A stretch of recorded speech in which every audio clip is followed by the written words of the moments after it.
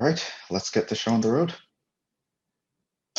Hello, everyone. Hope you're well. Welcome to another edition of Math 1206. Getting a little bit of a late start here, so let's just jump into it. Okay, so last time we started looking at integral calculus. So this is the part of calculus that dealt with the area problem, and we actually looked at a lot of stuff. And we are still going to look at a little bit more theory. We should be doing a lot of examples today, a lot of computational stuff, but also we do need a little bit more background. So just to give you an idea of what we covered, or just remind you of what we covered last week, which was forever ago, we wanted to be able to find the area of some random object. So the idea was to slice it up into pieces, and we could, by using objects that we're familiar with how to find their area, we could figure out the area of a larger thing that we don't know how to find its area. By putting this on the XY plane, we were able to reduce this problem to being able to use area of rectangles to find the area under a curve. And by doing that, we can ultimately find the area of roughly any object that we can approximate with a function. And we spoke about methods in which we could do this. In the finite case, we spoke about the left-hand rule, the right-hand rule, the midpoint rule, and this was just how you would construct the rectangles, whether the left side of a subinterval determines the height, or the right side, or the middle. We did a few examples of that. And we actually also did notation for this. So this was how we developed an object called the definite integral, which basically measures the area under a curve between A and B, and this is what we call it. So it's this guy. So this symbols represent the area under the function f of x on the interval AB. And we're actually going to talk about what it means by area under today as well. So we saw the finite way to do this with like 3 or 4 rectangles. You actually had to do this on your test, so hopefully you already had this down. So you find the delta x, which is the length of each subinterval. You find the points that you need to evaluate your function at, and you plug into that formula. And we did that with 3 different methods, and we compared all of them. We then went on to find the exact area, which comes down to approximating, well, to finding the value of an infinite sum, because we just pretend that we have an infinite number of rectangles to fill in all those areas. And we use methods that we learned in the previous class to evaluate those. But as you can probably tell, that was sort of really annoying to do, even for a very simple example like the one I showed you here. Was for this same example. And we found the exact answer by doing that. So now we want to find a nicer method. So kind of like the equivalent of derivative formulas for this process, because this process is really can get very annoying and you won't want to have to do it the long way. And this led us into a discussion of antiderivatives, where we pretty much try to reverse the derivatives of certain functions. And so with that, we had a bunch of rules that we could derive. And I think I'll actually give you a list of rules. Yeah, let me put those on the next page. So this guy represents the antiderivative of the function f of x, and antiderivatives were not unique. So this guy here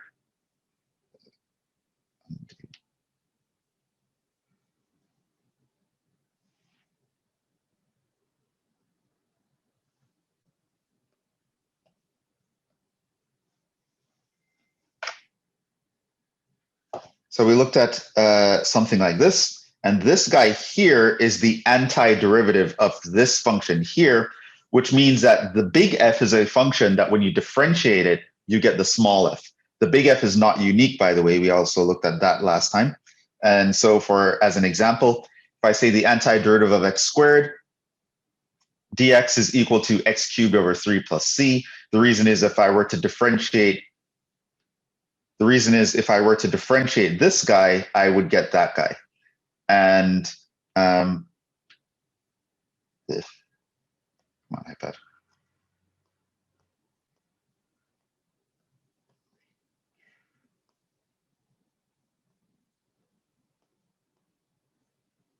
Right. So the idea is if I were to differentiate the guy on the right, I would get the guy that's on the left, the function that's on the left. And this is called the general antiderivative of the little f of x, or it's called the integral of the little f of x. So this left side here is called the integral of f of x dx, right? Whatever that function is. And just a few remarks on the notation. We learned how to write it down properly. We also learned that essentially this was reversing the derivative. So knowing about derivative rules, we automatically know about a bunch of integral rules or antiderivative rules. So knowing that the derivative of sine of x equals cosine of x automatically means that you know what the antiderivative of cosine of x is. It's going to give you back the sine of x plus a constant, right? So it's not exactly the reverse because you have to add in this plus c thing here, but essentially you're just reversing a formula. We also did something where we reversed the power rule. We spoke about how to do that. And we reversed the integral of 1 over x, reversed the rule for that, the natural log of the absolute value of x. The absolute value of x is important. What else do we do? Well, I wrote down some sample rules here.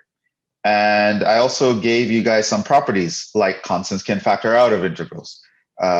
Integrals distribute across sums. And I think we wrapped up there. Yes, we wrapped up there. So that's kind of where we are. And we're going to do a lot more with that today. So even if you're kind of shaky on that and my little review just now didn't help, we should be doing a lot more today. So you should be used to it. You should get used to it by the end of today's class.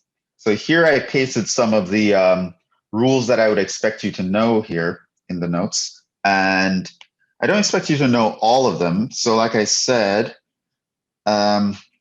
things with cosecant and cotangent, I'm not going to expect you to know about those very much. So like 11 you can ignore.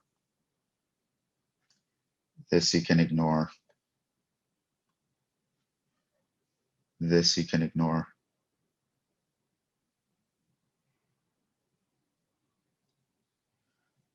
Um, 14 I might ask you to ignore, but hyperbolic functions, we didn't do that, so you're not going to know that. And for inverse secant, inverse hyperbolic, you can ignore those. So red, ignore.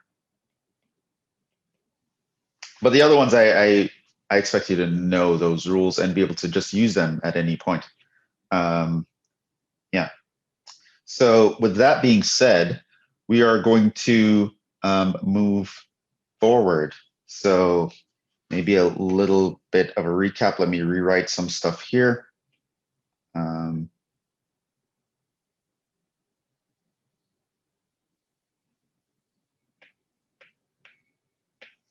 Okay, so to pick up on last time, because it's a new concept, I just want to just beat a dead horse a few times. So the goal here is to find the area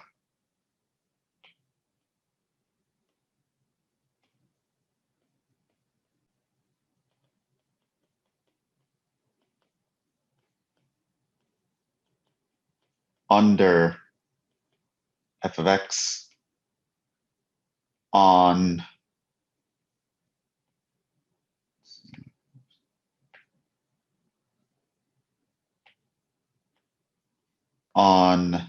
AB.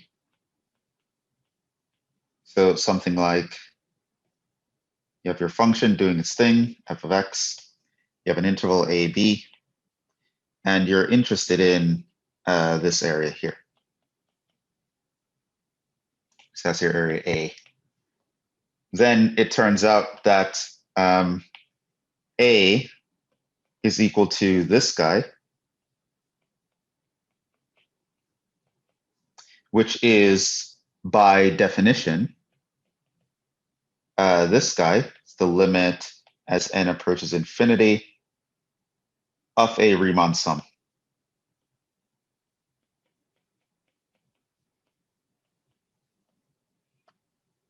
Which we know we can actually also write, again, by definition,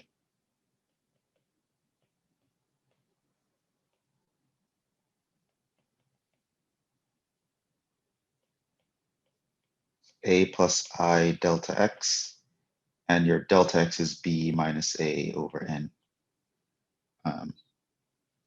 So we have that. That's an important formula because you'll have to do that specifically sometimes. What else do we look at? We also saw that there's something like this expression. Note there are no numbers on the integral sign. And this guy, by the way, is called the definite integral.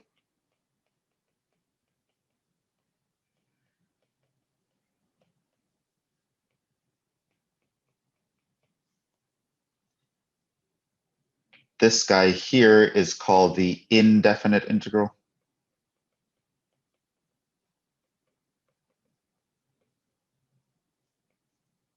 Note, no numbers on the integral sign. Okay, so like here you have the a and the b on the, and that's definite. When you don't have the a and the b, it's indefinite. And this is big F of x plus c, where big F of x is an antiderivative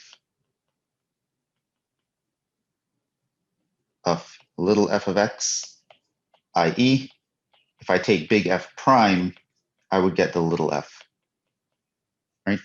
And so we see these two things here. And this guy is called the integral of f of x. Okay, so we saw these two things.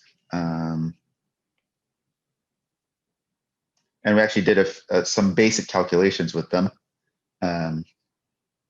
And now what I want to get at is like the connection between these two. So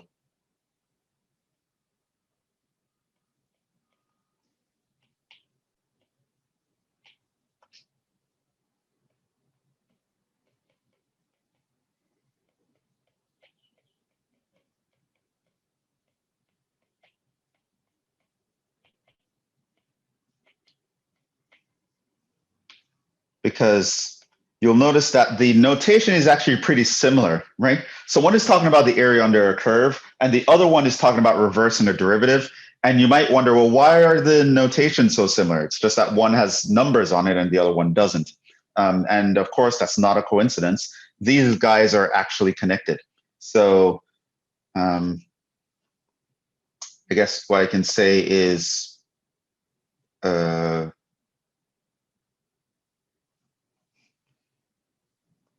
more remarks.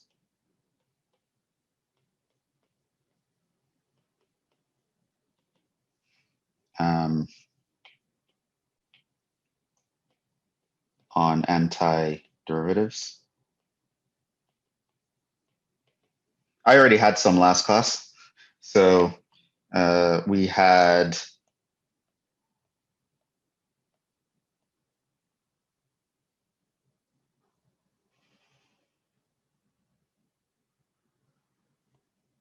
finding an antiderivative is essentially reversing a derivative. Okay, so that was the main thing where we kind of figured out a bunch of rules. So now we're going on to a second remark to, maybe I can repeat the first one.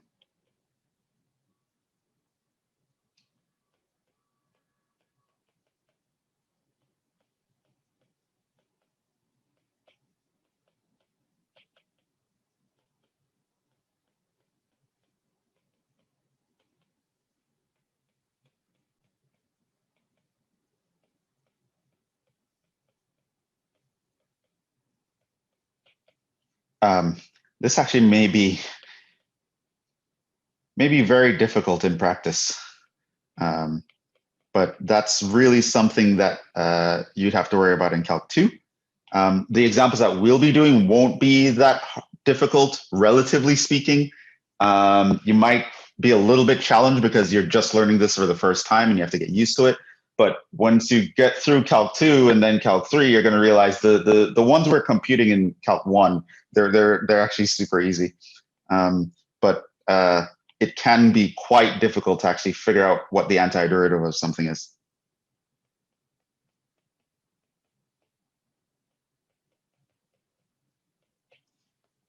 Derivatives are way easier than computing antiderivatives. It's like it's no contest.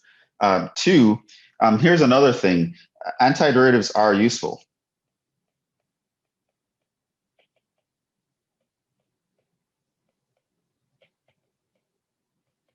So on one hand, you might realize, well, what is this? Just a party trick? Like, why do we? Why are we doing this backwards? Is it just to show off? No, it's actually pretty useful. So let me give you an example.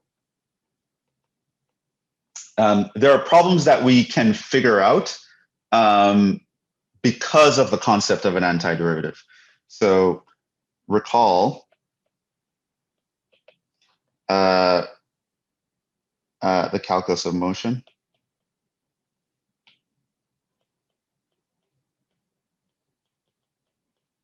Where I mentioned to you, okay, so if we have a function that is representing the position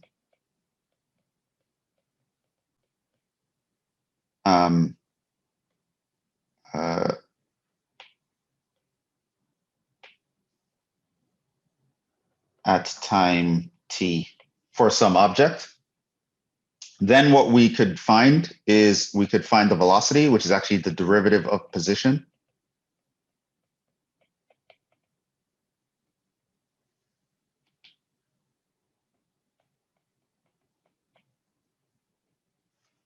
And that is pretty much how fast the object is moving in a particular direction. And then we could also find something called the acceleration, which is the derivative of the velocity. So the idea is to move down this list, you would just apply differentiation. So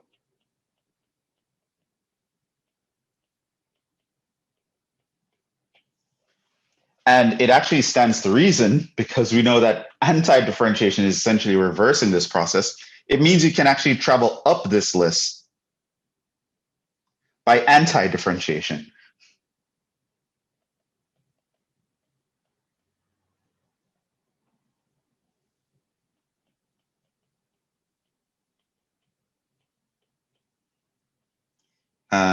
Which is often called integration.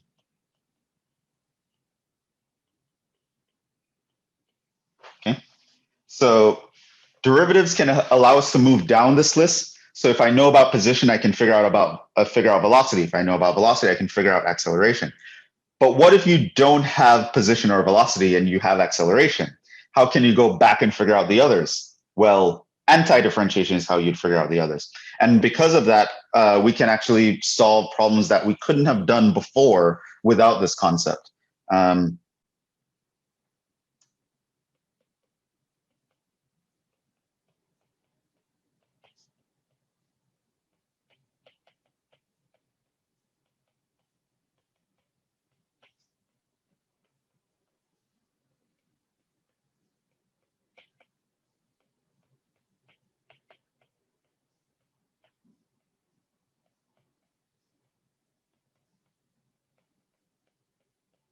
So here's an example.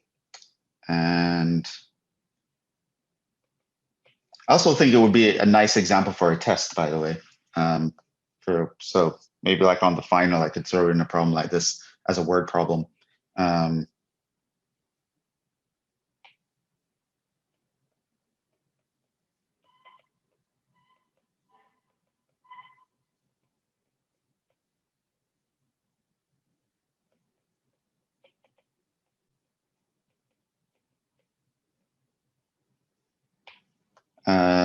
So let me give you a word problem that with antiderivatives, we can solve it relatively easy.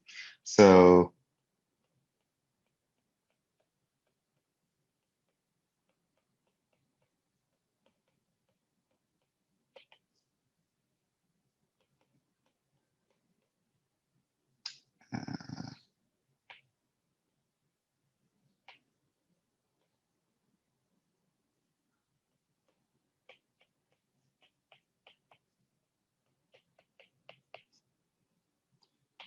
so suppose a bunch of calculus students throw me off a cliff, a 500-foot cliff.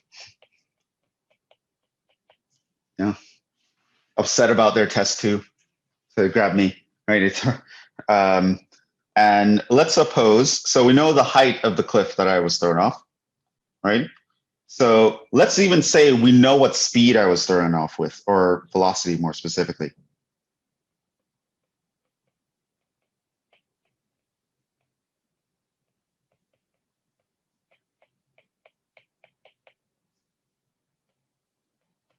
Say 10 feet per second. Okay. Now, what I can say is find Jhevon's position function.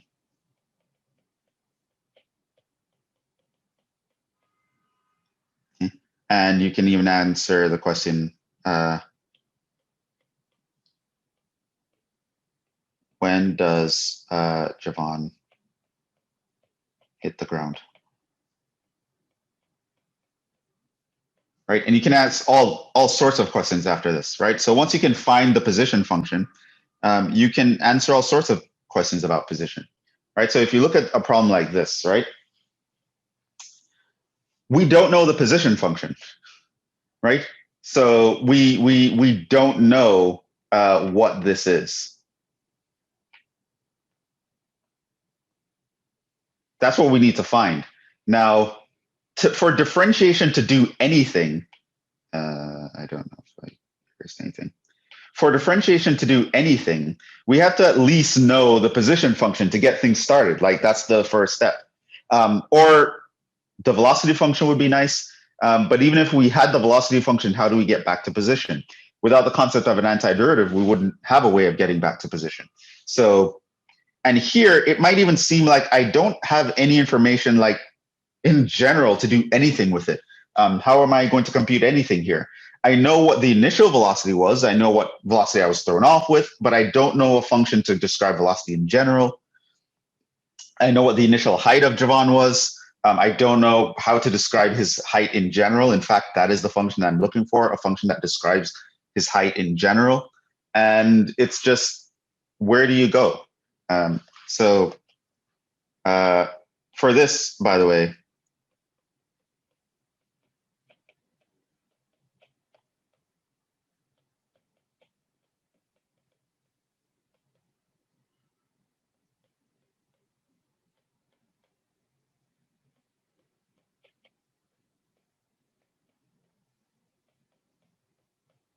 so for problems like this, you're actually expected to know the acceleration due to gravity, which a lot of you guys would have seen in a physics class or a high school science class at some point. So the acceleration due to gravity.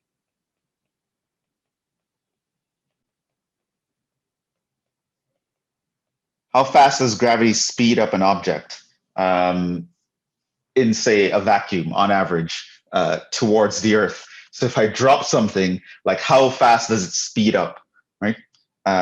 Acceleration due to gravity is actually minus 32 feet per second squared, or minus 9.81 meters per second. Maybe I should write out second.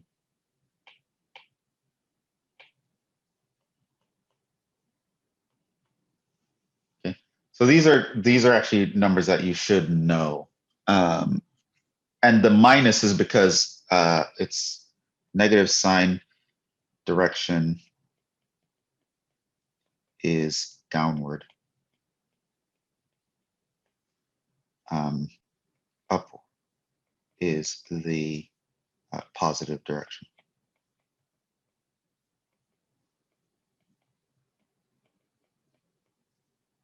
So it turns out if you know just that information, you can actually solve this entire problem with the concept of antiderivatives.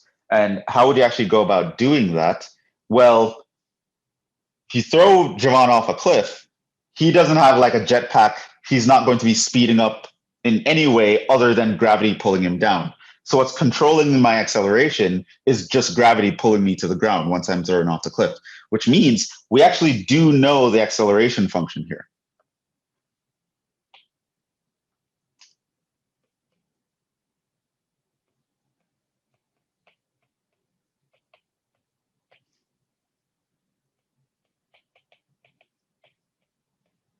This is the acceleration due to gravity. At any time, I would be speeding up by minus 32 feet per second squared, which means if you drop me and I'm moving at a speed of 0, after 1 second, I would actually be moving at a speed of 32 feet per second down. After 2 seconds, I would be moving at a speed of 64 feet per second downward, right? So this is how much my speed is speeding up, or how much my speed is increasing downwards, okay?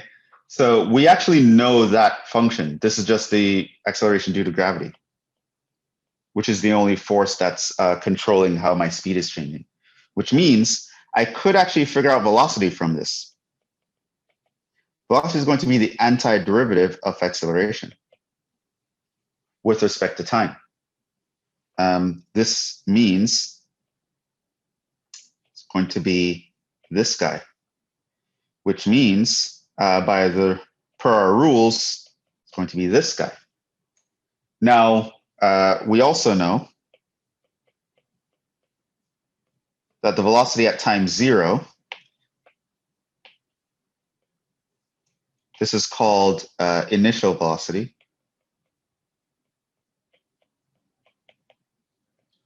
And this is velocity in the beginning, was 10, right? I was thrown off the cliff at 10 feet per second. So this means that v of 0, which is equal to minus 32 times 0 plus c, must be equal to 10. This tells you that my c must be equal to 10, and this tells you what the velocity function is.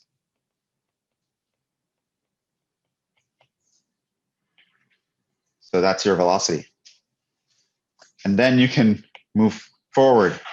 We now know that the position function will be the antiderivative of the velocity function. That's going to be the antiderivative of minus 32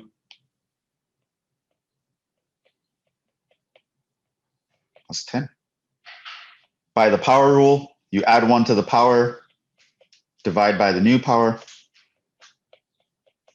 You'd have that. So here you have minus 16t squared plus 10t plus c. We know S of 0 is actually 500. This is the initial position.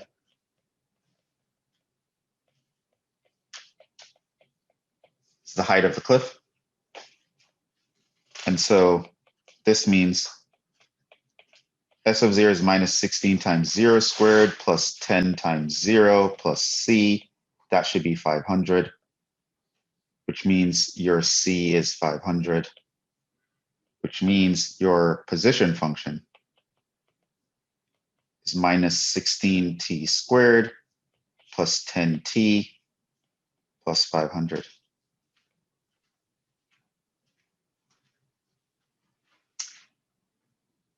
Right.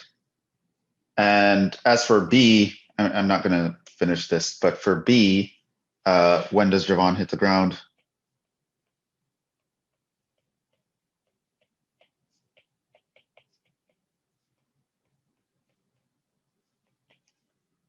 Well, just set position equals 0, right? Because that's the height of the height at the ground.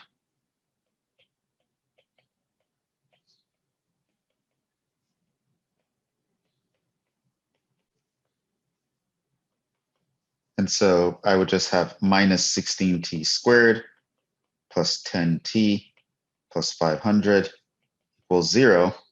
and solve for t. So it's not just reversing the derivative isn't just something that we do for fun. It can actually be pretty useful. And here's like a very simple physics context in which this is useful. Because we know anything where the relationship between the different functions is differentiation, it means you can reverse the relationship given information with antidifferentiation. So remember, antidifferentiation brings in this plus c guy. So you would need to know some information to figure out that plus c for it to be completely useful.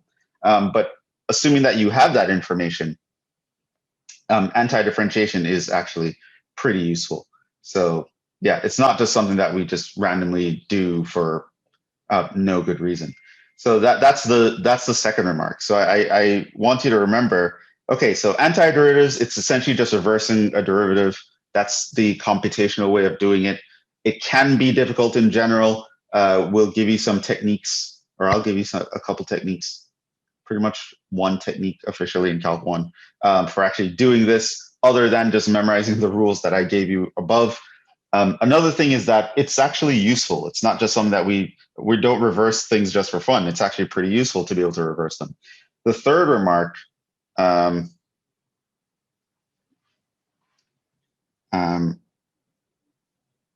another remark,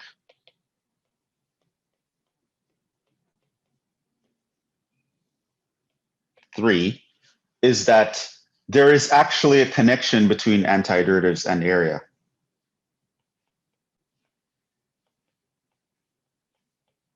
Surprise, surprise. Huh?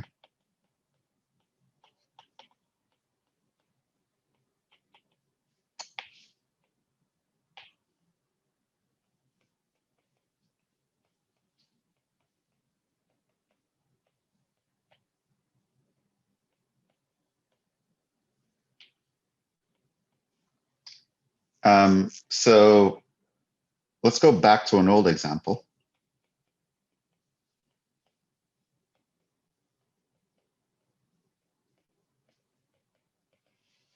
In fact, the same example that we kind of used to figure out that slope would be the thing that we would want to look for to get the speed of something, right? Which is where the derivative came from.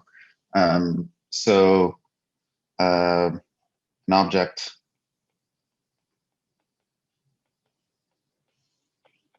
traveling at constant velocity is being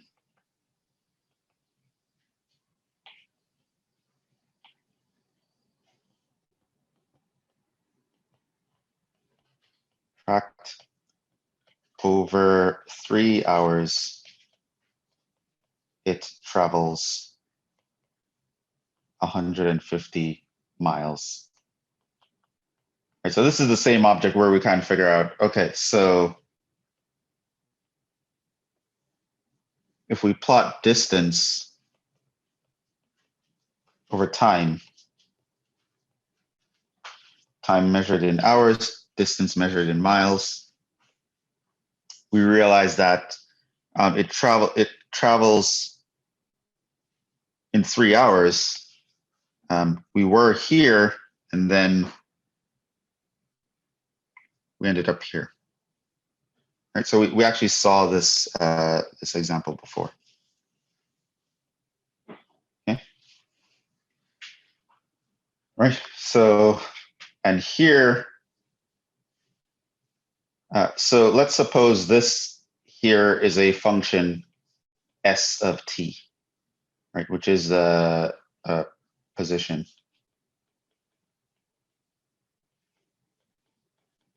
Distance from some reference point.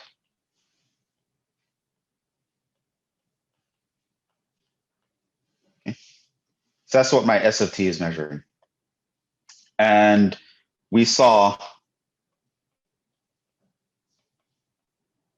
that S prime of t, which was the slope, which it was in this case 50 miles per hour, gave the velocity. Right? So now this means we know what the velocity curve would look like. So I could take this information and I realize, oh, my velocity it's moving at constant velocity. And I know the velocity now is 50. So if I look at time in hours, and here I plot velocity in miles per hour, this guy is just at 50.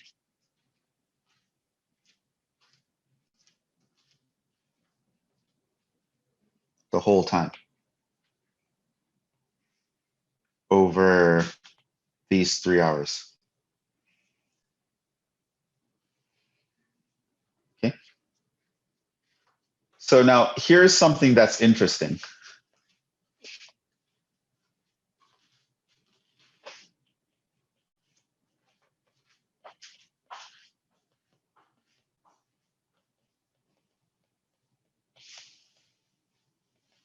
If you plot enough pairs of curves that look like this, you're going to start to notice something. If I were to ask you, what is the area under the velocity curve?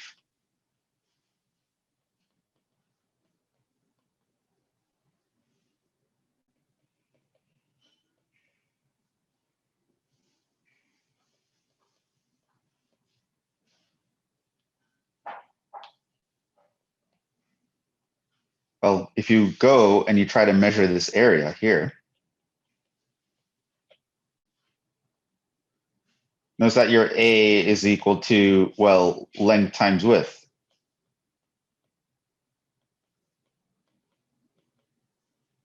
Right? Which is going to be 3 times 50. It's actually going to give you 150. Now, what's special about that 150? And again, you can put in these units. The 3 was hours. The 50 was miles per hour, which means when you multiply them, you get miles. What you'd realize here is that this is the distance traveled.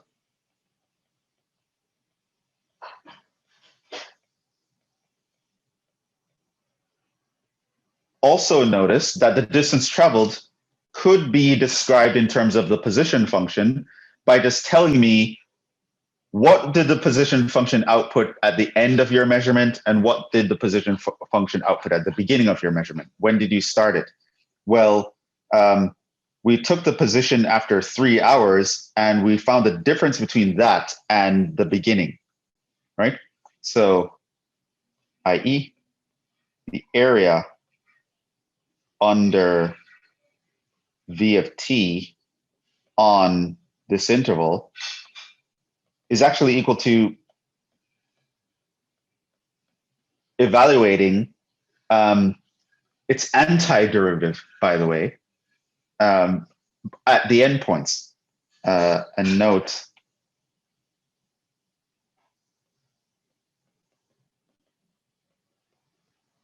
S of t is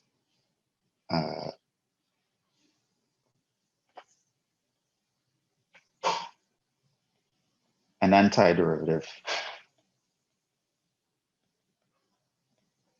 of V of t. So, in other words, the above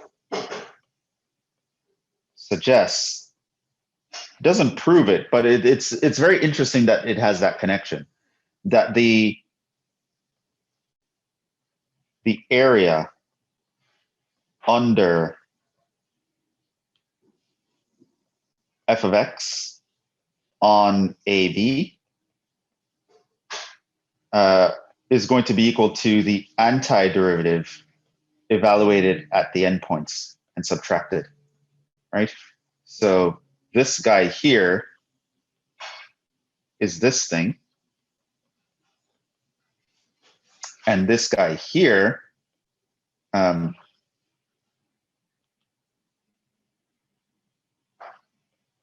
f is an antiderivative.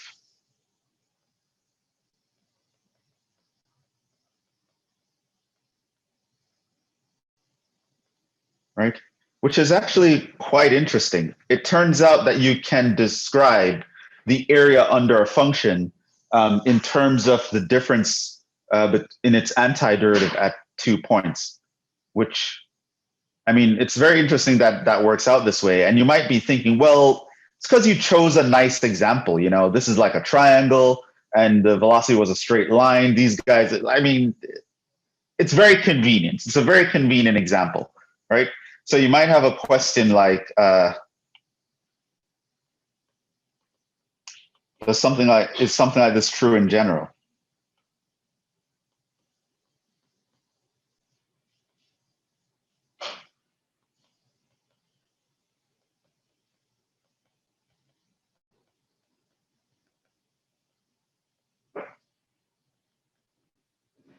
And it would seem yes. So let's try to generalize it a bit.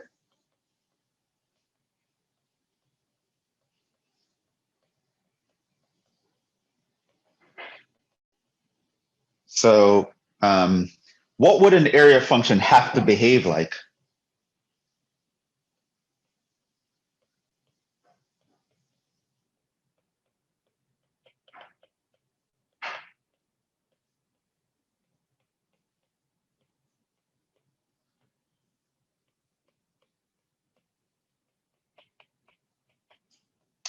Suppose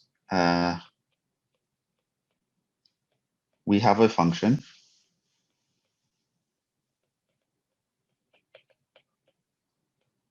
a of x that measures the area under f of x on some interval where we start at a and it goes all the way up to x. So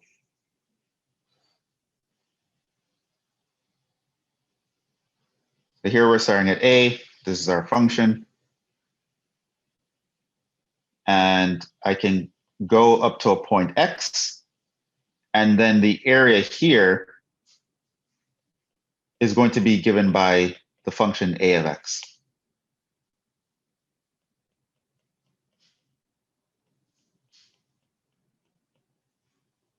Okay.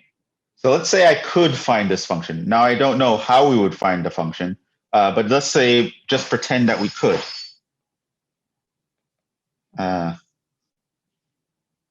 So suppose we could find a function.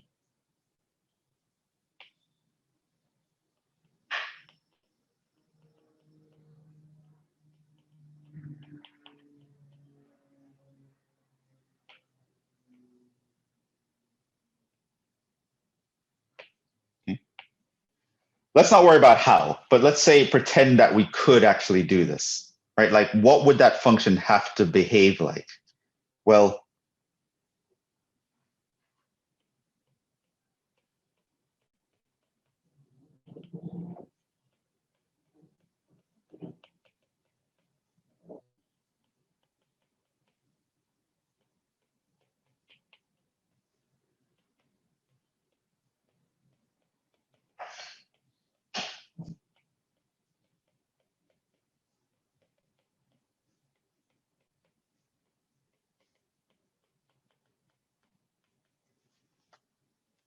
okay, so here's how we can actually figure that out.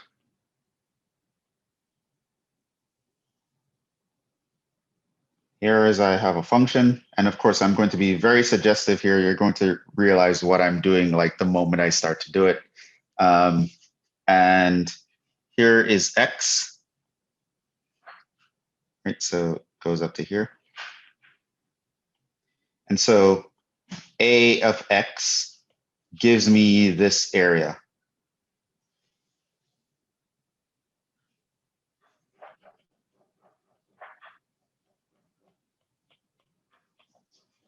Okay. Now what I'm going to do is I'm going to push a little bit further up until a point x plus h. So I push h units farther, and I erect a rectangle. Let me do it more so. Want to do suggest. It's not going to matter too much, but I just want to Let's suppose I create a rectangle here.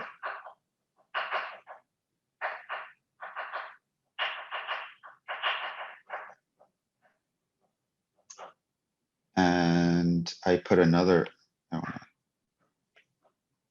want you to be able to see what I'm trying to do here.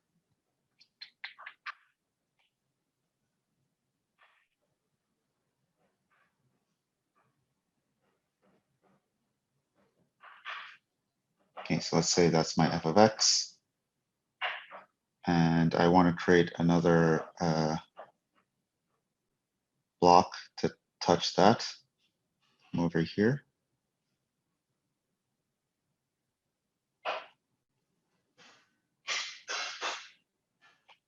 So now I have a blue area here and a blue area here.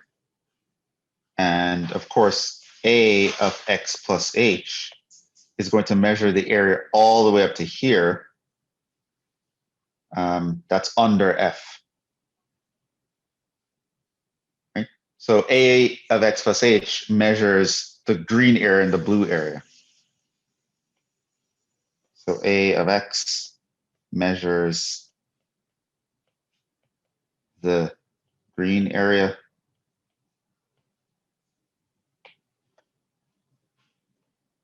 A of x plus h measures the green and the blue area. Okay. Now suppose up here, I say this guy here has height n. I'm just making up a number, like I don't know what it's going to be. And of course, this is going to have width h. And I'm going to call this part in here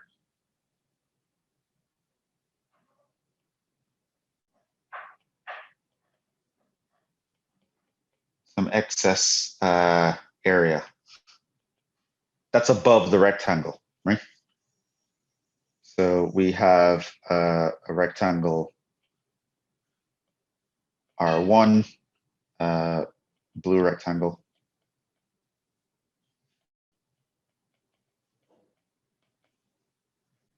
And R2, green rectangle. You're going to see something cool in a bit. Okay, so that's what we're measuring. So A of x measures the area up to x. A of x plus h measures the area up to x plus h. I erected a rectangle at the end, and I put a box on top of it, and I can kind of see where is the area under the function, what part of the box measures the area under the function versus what part measures outside. Okay, and part of the area under the function, but not completely inside R2, I call that the excess area, right? It's the excess area above the blue rectangle. Okay. Now, here's something that you're going to, of course, realize, right? So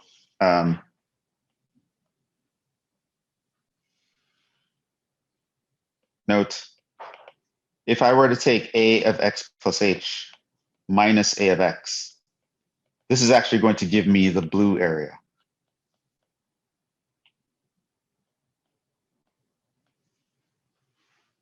Okay. Right, it's the area that's shaded in blue. So I take the area here, subtract all the area there. I'm just going to be left over with the area here, right? So hopefully that's clear. This, however, is actually the area of R1 plus the excess, right? So I take the area of this rectangle plus the area of this little piece left over here. That's going to be the blue area. Okay, so we have that so far. And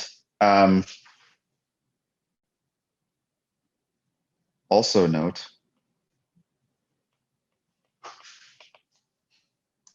that if I were to take the area of R2, which is this green rectangle, and divided by h. This is, of course, going to be n times h over h, because length times width. And of course, this is equal to n. Make sure that that's n, which will approach 0 as h approaches 0. How do I know? Well, because as if this interval gets smaller and smaller and smaller, then the little excess that I have is going to also get smaller and smaller and smaller. And so the height of the rectangle is going to get smaller and smaller and smaller, because this part's going to move down to that part, to that part, to that part.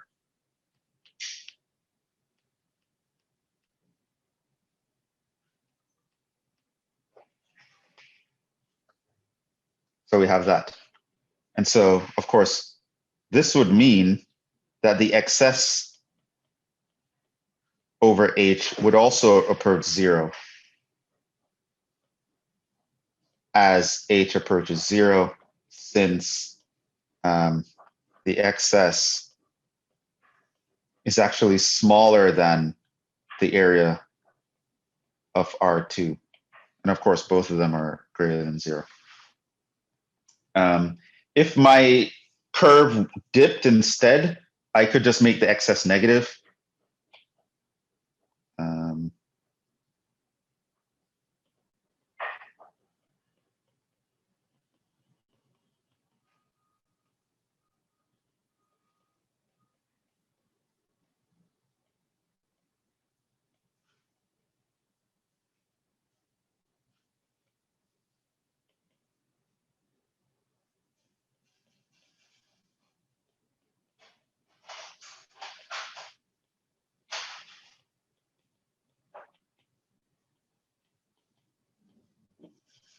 That's not the important part.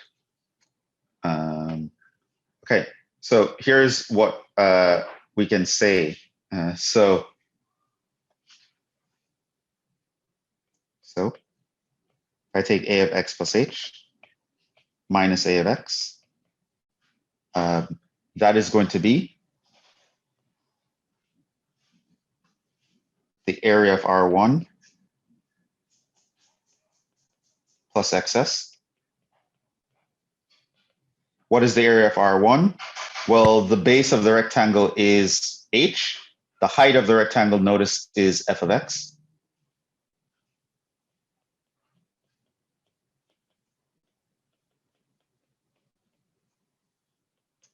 This means if I divide both sides by h,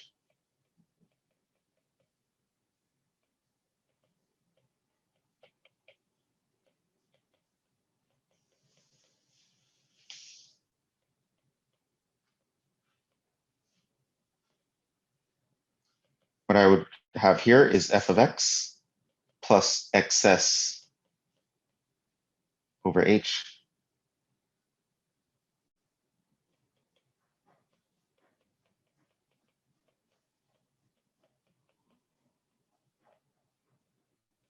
And now what I can do is I can take the limit of both sides as h approaches 0.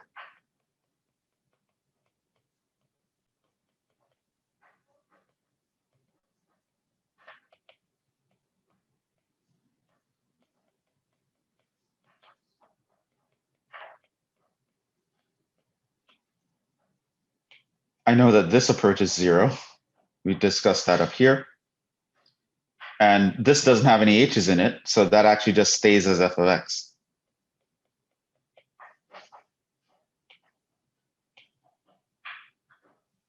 Now this guy here, we know that expression very well. That actually just means the derivative of the function a. So it means that a prime of x would be equal to f of x, i.e. a of x is an antiderivative.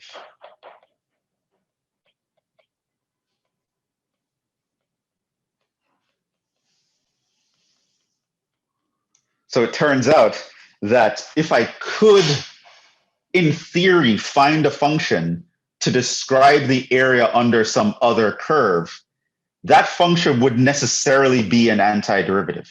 Like there's like no way around it, which is very interesting. right? And that's something that we would see by just looking at a bunch of examples like this and realize, hey, that's interesting how, if we're looking at distance and velocity, like the area under the velocity curve seems to always correspond to the distance that we traveled over that interval that we're looking at. And of course, there are some nuances to this, like if the object was slowing down or reversed and things like that, but we'll get to that later, right? But it just seems like if you're able to describe area, like an antiderivative is going to be involved somehow. And that's actually super interesting. But so now let's actually talk about what that exact relationship is.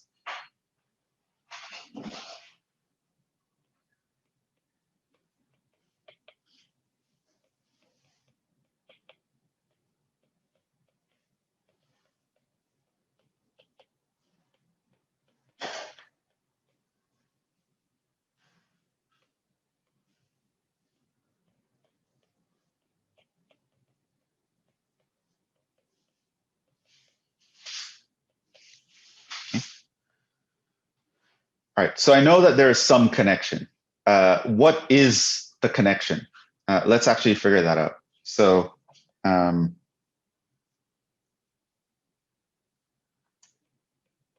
suppose f of x is a continuous function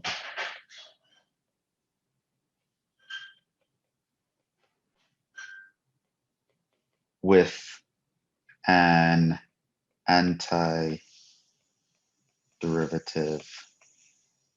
big F of x. And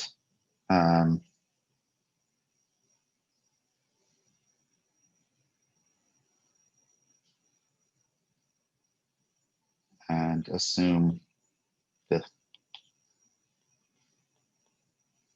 f of x is continuous on AB. Now here's what we're going to do. We're going to actually figure out what the difference in the antiderivative on the interval will give us. Then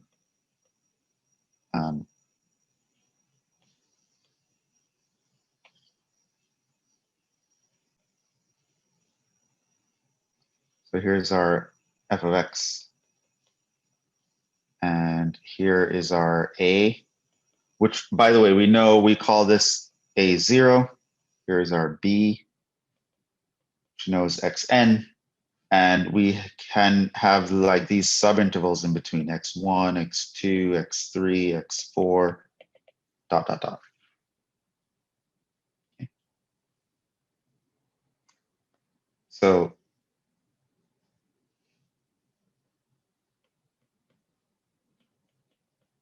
f of b minus f of a, what is that? Well, that's f of xn minus f of x0. Now we're going to do that sneaky thing that math people do from time to time, find a way to add 0 in a very convenient way that's very sneaky, that gives us something useful. So what I can do here is I can subtract and add that.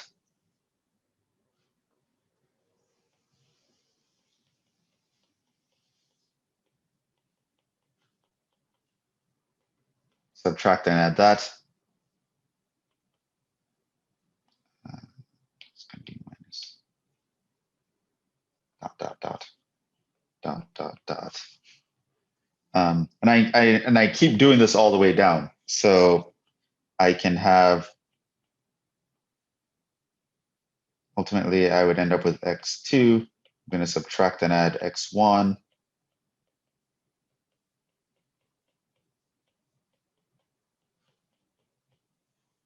I'm going to have that. Now, at this point, I'm actually going to apply the mean value theorem to do something, right? So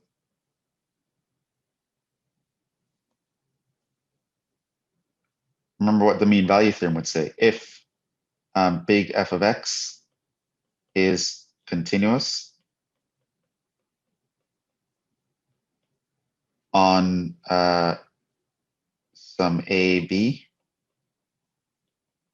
then there exists a C in AB such that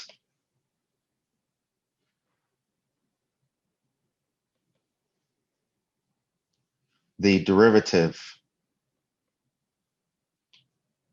evaluated at C is equal to the average rate of change. So it's like f of B1 minus f of A1 over B1 minus A1. For convenience, I'm going to call that a change in X. So in other words, I'd be able to say f prime of C times delta X can be thought of as the difference of the big F's. And so I can apply that here. And I'm going to say, well, there's some point C1 in the interval xn to xn minus 1 that's going to give me this. Similarly, I can do that for the other guys. So there's going to be some C2. And I can keep going.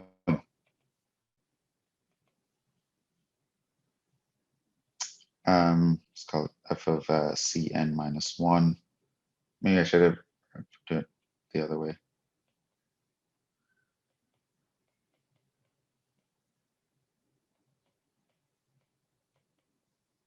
So by the mean value theorem, I can replace each of these differences with the derivative of big F times delta X, evaluated at some specific point C1 that's in the little subinterval, but we don't know exactly what it is, right? But we know that it exists by the mean value theorem. So the mean value theorem tells us that. Now this is going to be little f evaluated at C1, little f evaluated at C2, little f evaluated at Cn minus 1, little f evaluated at Cn times delta x. And why? Since we know that big F prime is equal to little f because it's an antiderivative. That was what we assumed.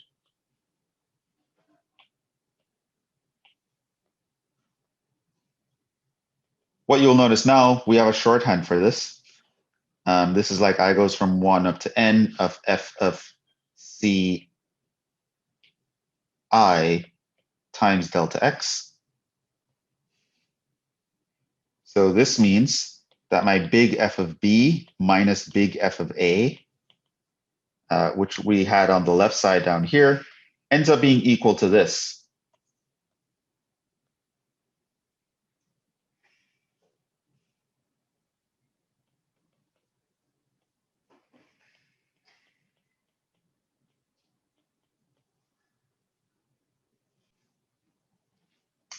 And now what you can do is you can take a limit as n approaches infinity of both sides.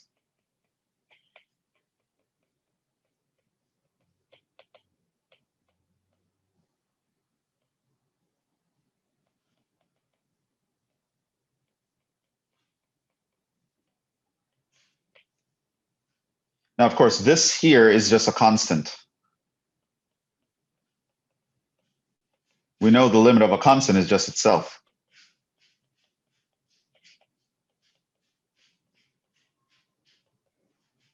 Now this, by definition,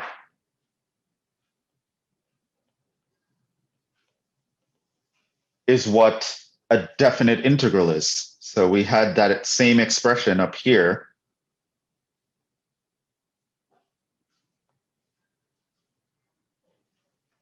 With just ci's instead of the xi's, which we're going off to infinity, so they're all, you can replace them. Right? The ci's can function just as the xi's. There'll be an infinite number of both of them. They're going to overlap. So essentially this becomes the definite integral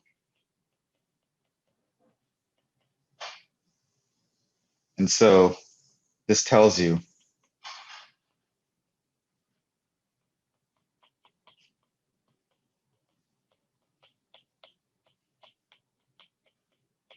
that, and we now have a connection between the area under the curve and the antiderivative of the curve, which this is the exact description of the relationship between the two, which is quite remarkable. By the way, this leads to something called the evaluation theorem.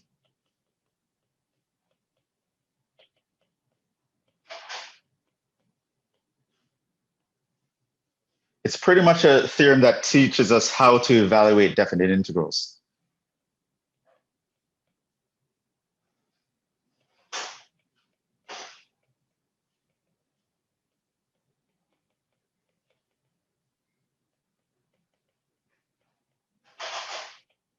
Without using Riemann sums.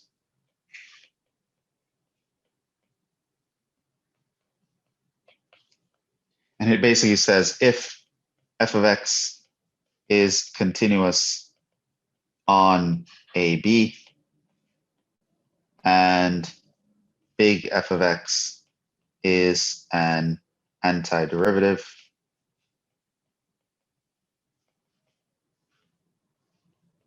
of little f, then it turns out that the integral from a to b of f of x dx is going to be the antiderivative evaluated at b minus the antiderivative evaluated at a, which is, I don't know, pretty crazy that it actually works out that way. Here's another interesting fact.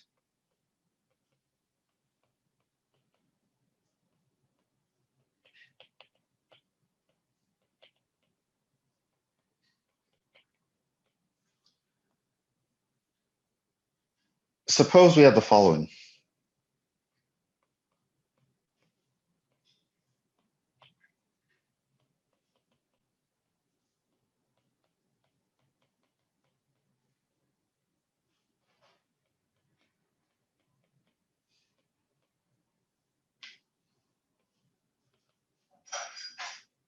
I have a function, big F of x, and I'm going to define it as an area function, the area from a to x of some little f of x. It's actually bad etiquette to use the same variable here.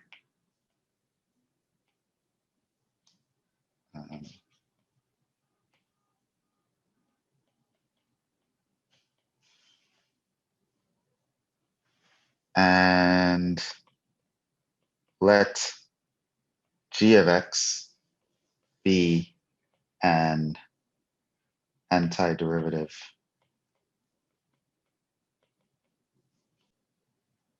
of little f.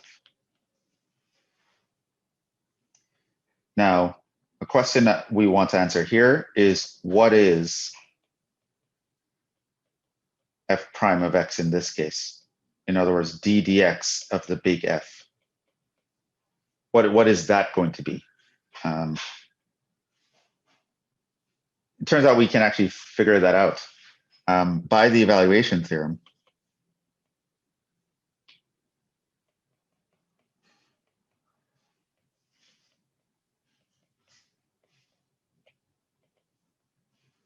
I know that, or we know, I'm just so used to writing like.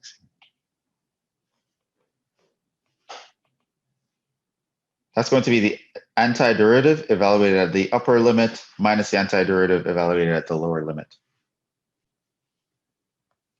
So this means that my big F of x is equal to that. Because these are the same. And this means if I were to take the derivative of this, it's the same as taking the derivative of that.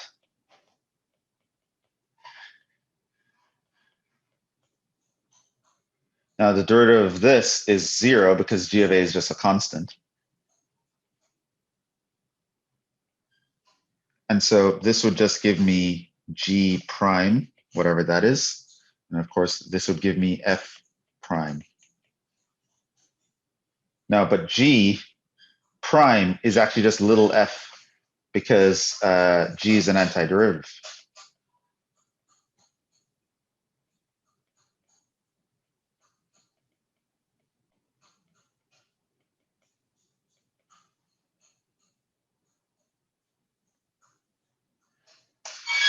What does that all mean?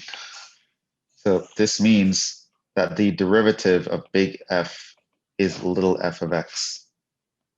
In other words,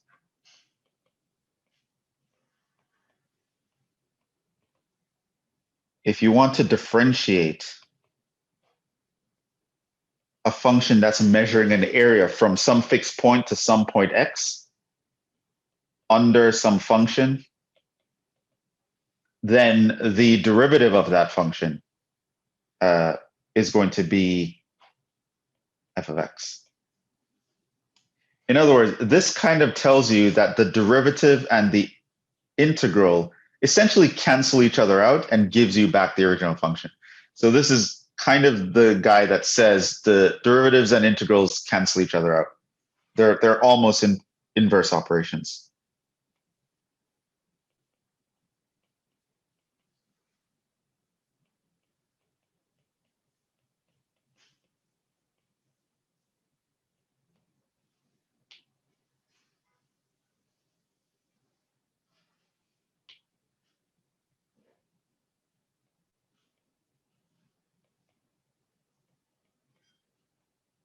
In some sense.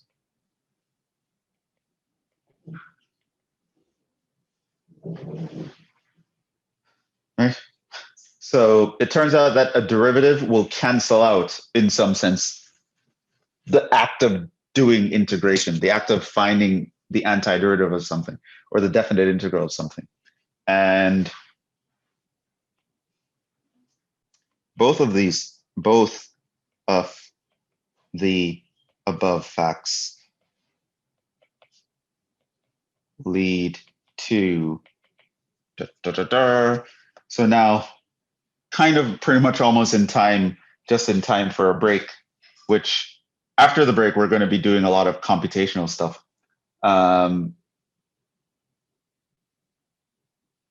We can end my little rant, which has been going on for a while, by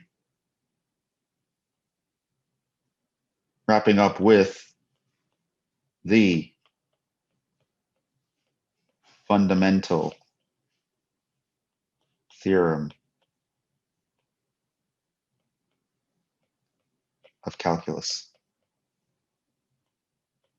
affectionately known as FTC. Right? It turns out the two facts that I just proved for you, if you put them together, you create what's called the fundamental theorem of calculus. So it says if f of x is continuous on AB and big F of x is an antiderivative of little f,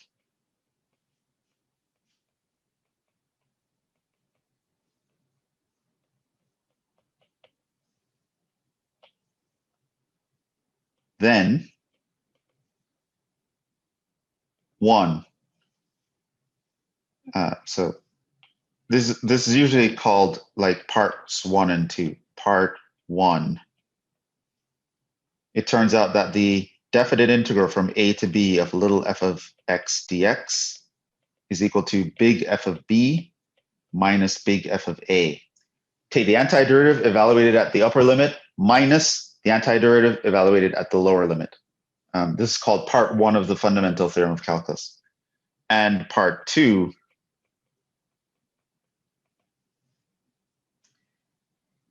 the derivative will cancel out an integral and give you back the inside function evaluated at the variable limit. So this is called the fundamental theorem of calculus. Now, why is this fundamental? Notice that what this did was connect area to the reverse of a derivative, and it describes specifically the relationship between finding areas and finding slopes.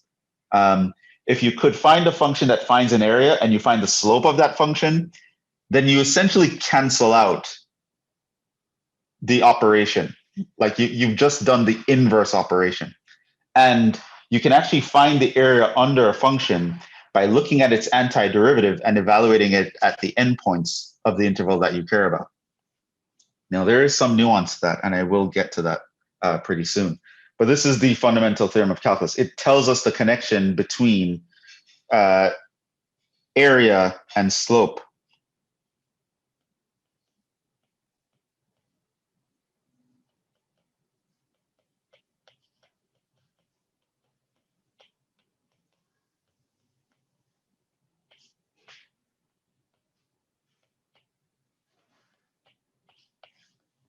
In other words, it connects the solution of the rate problem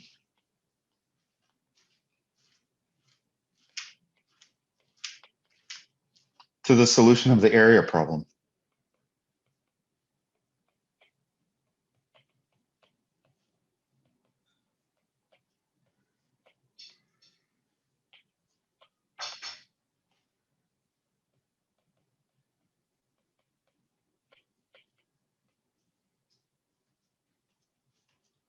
Oh, that's right. And that is why this theorem is so fundamental. It connects these two seemingly very different things. Hey, let's figure out how fast this is moving versus, hey, let's figure out how much space this thing takes up. Turns out that if you can solve either of these problems, you actually have a connection to solve the other one. So you can study one area by studying the other area. Like everything we know, find out about derivatives, it gives us some information about antiderivatives and area, and everything we can find out about area gives us some information about derivatives. And that is, first of all, amazing and remarkable, but also, secondly, it just gives you a general approach to, at least that's how I think about it. This isn't really like a math thing. This is more of like a philosophical thing, a personal philosophy about how different bodies of knowledge can influence you. And there are a lot of times in mathematics when you're trying to solve very difficult problems, the answers are actually found in an area of mathematics or in an area of something else that seems to have nothing to do with what you're actually working on. But by understanding something else, it helps you to understand what you're working on. And I think a lot of times human beings get into this mode of, oh, well, I like this body of knowledge and not that body of knowledge. And you'd have science people who might look down on people who like the arts, and you have the artsy people who might just think all these science people are full of themselves. And it's like, you never know. They influence each other, right? Different bodies of knowledge can influence each other, and you can learn about everything. Don't take any knowledge for granted, in other words, is one of the lessons that I got from this theorem. At least that's how I like to think about it. Things that are seemingly different can often actually be connected and very intimately connected. And the fundamental theorem of calculus is one of the first instances I think in mathematics where you really see that coming to the forefront. These two very different problems and their solutions are actually connected by mathematical formulas and equations. We can write them down and we can understand them. And the bonus to this is that we now know a very easy way to compute areas instead of going through that Riemann sums and applying all these formulas and taking the limits. Like you don't want to have to do what we did last time. Where did I do it? Like very often. Yeah, look at this. All right, look at all that work. it turns out that I could get to this answer a lot quicker just by finding, where was the function that we were looking at? Yeah, this guy, x squared plus 1. I could actually get to that answer just by finding the antiderivative of this and plugging in the limits, right? We know how to find the antiderivative, that its power rule. That's going to be x cubed over 3 plus x. And then I'm going to plug in 5 and then subtract what I get when I plug in 1. And that's actually going to get me exactly the same answer.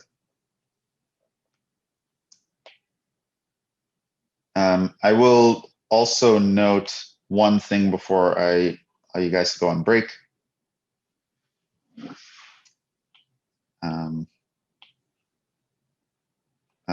A note on notation.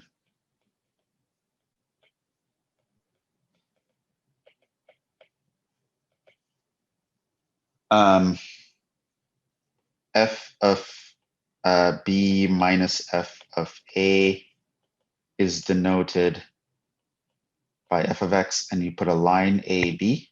It's like a straight vertical line.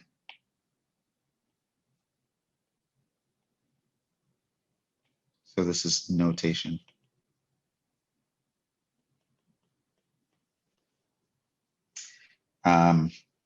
Also, we do not need,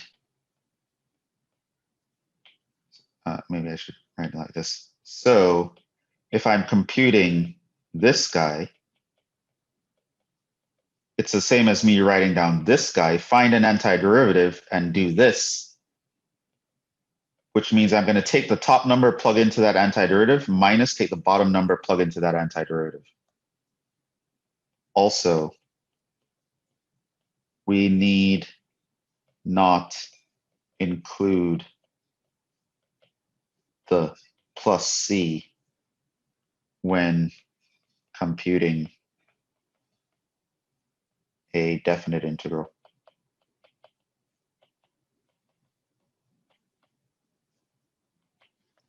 Why? Because let's say I went and I did, suppose f of x plus c is a general antiderivative.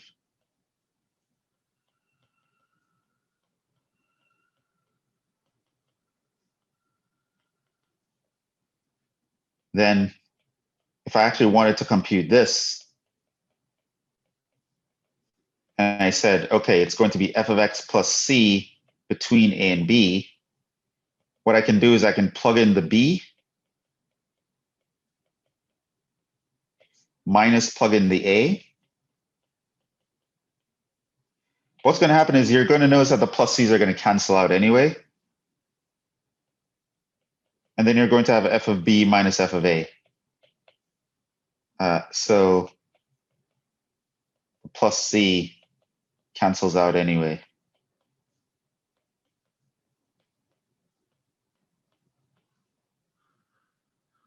So we just ignore it.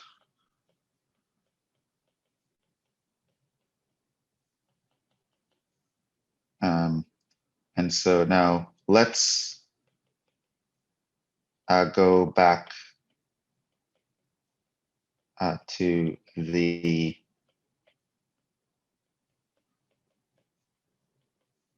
example from last time.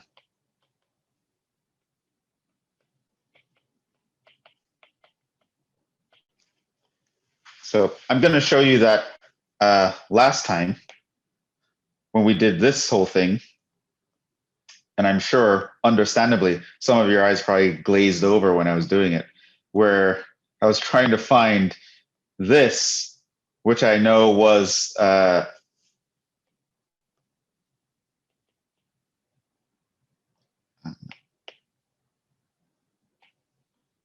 which I know is this by definition. And we went through all of this. Look at all of this work. Look at all of that. Okay, so just remember that. Remember all of this that I did here, right? To get the answer 136/3. Let's actually do it now again, armed with the fundamental theorem of calculus. So It's like this guy here is my f of x.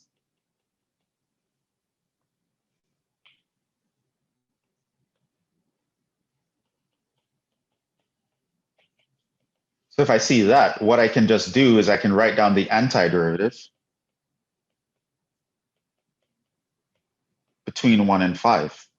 This would be my big f of x. What I'm going to do is I'm going to take the 5, I'm going to plug in to x everywhere,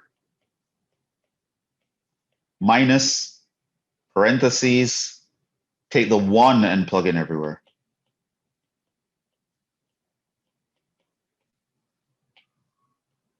Don't forget your parentheses.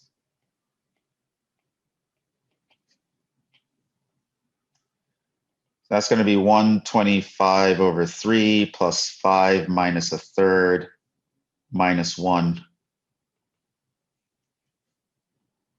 It's 125 over 3 plus 4, which I can think of that as 12 over 3. So I take 120 minus the third minus 1. All right. So I take, this is 124. So I take 124 plus 12. That's 136. All over 3.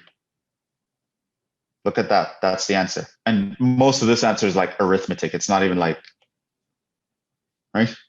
That compared to that. Right? That's why the fundamental theorem of calculus is it's pretty nice. So what this actually gives us, it's actually the area. Right? So if I look at this guy, this is y equals x squared plus 1, and I look between 1 and 5, and I ask you what is the area here, then it turns out this area is equal to 136 over 3 squared units.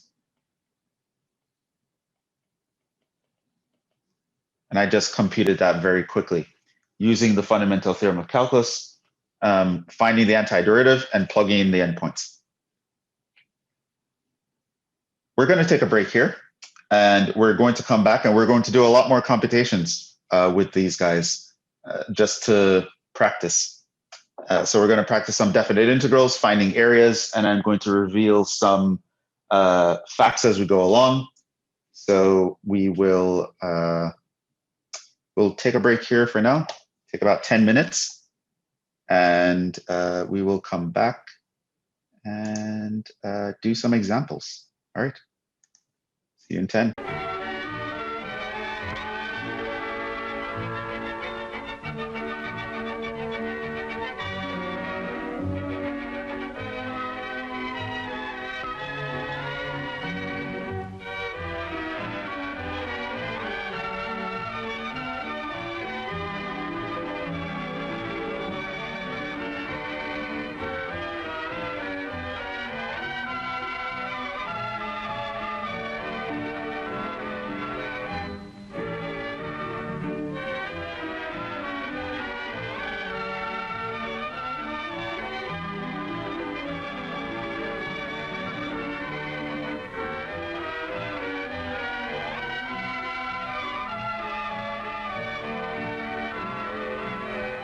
The show will start in 9 minutes.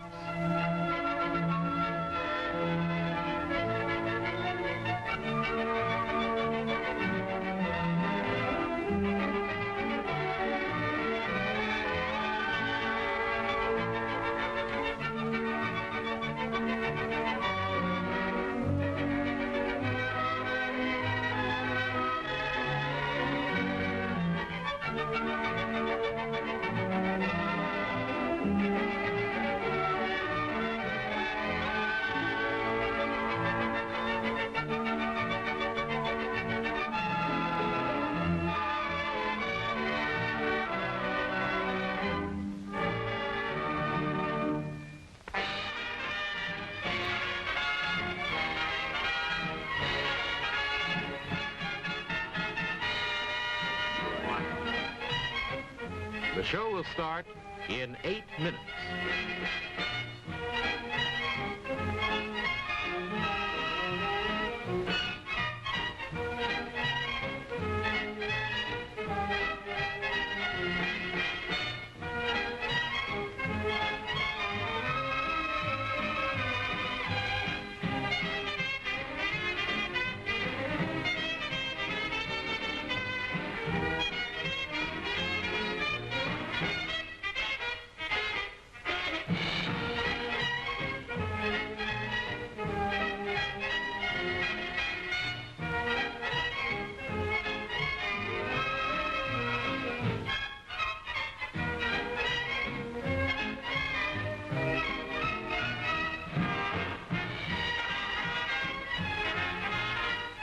The show will start in 7 minutes.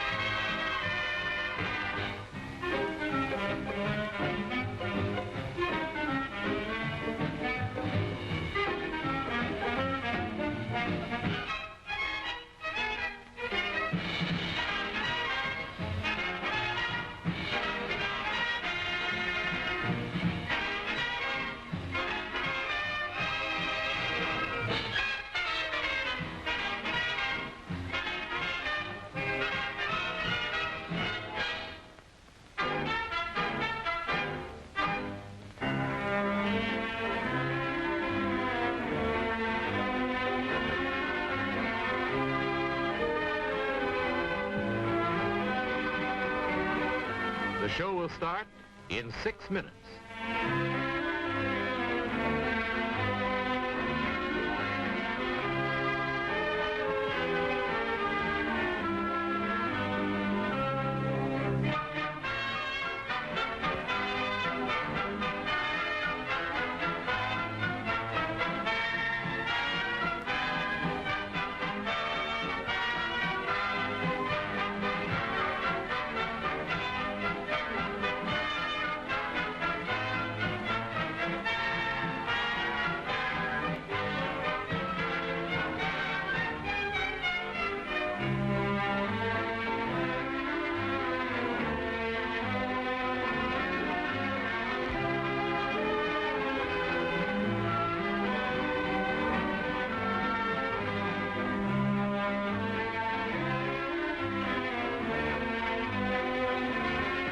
The show will start in 5 minutes.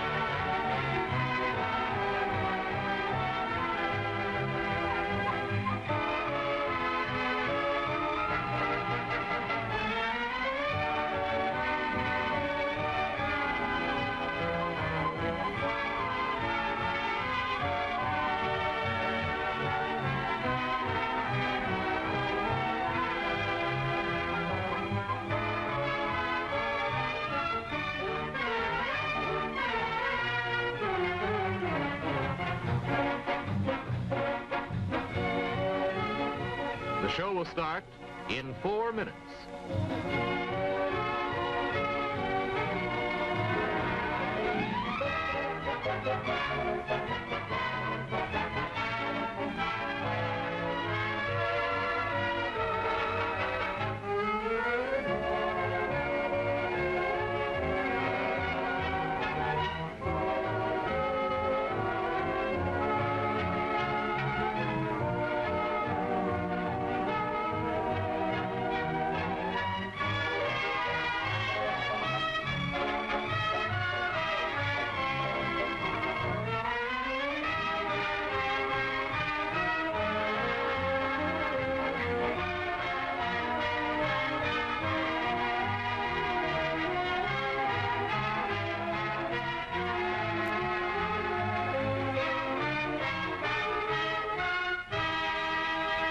show will start in 3 minutes.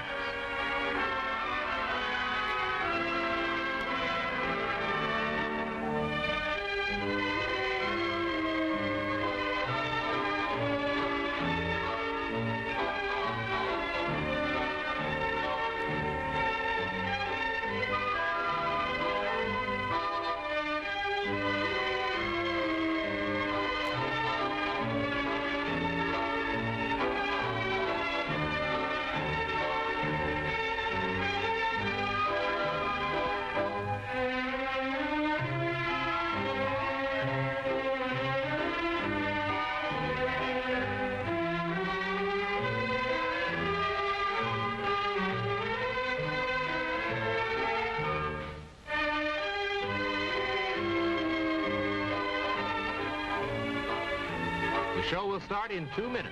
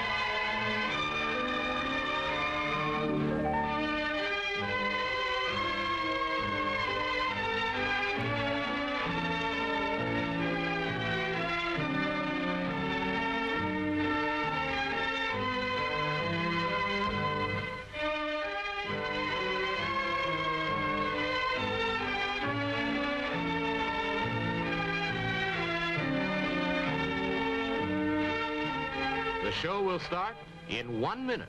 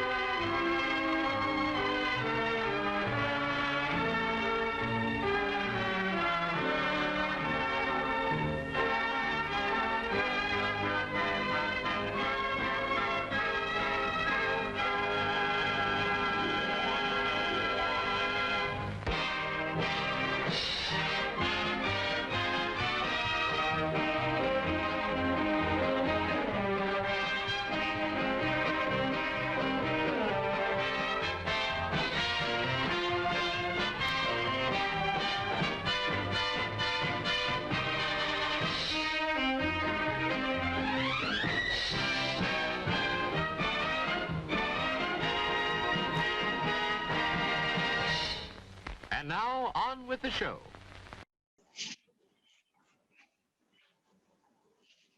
All right, let's get back to it. Welcome back. All right, so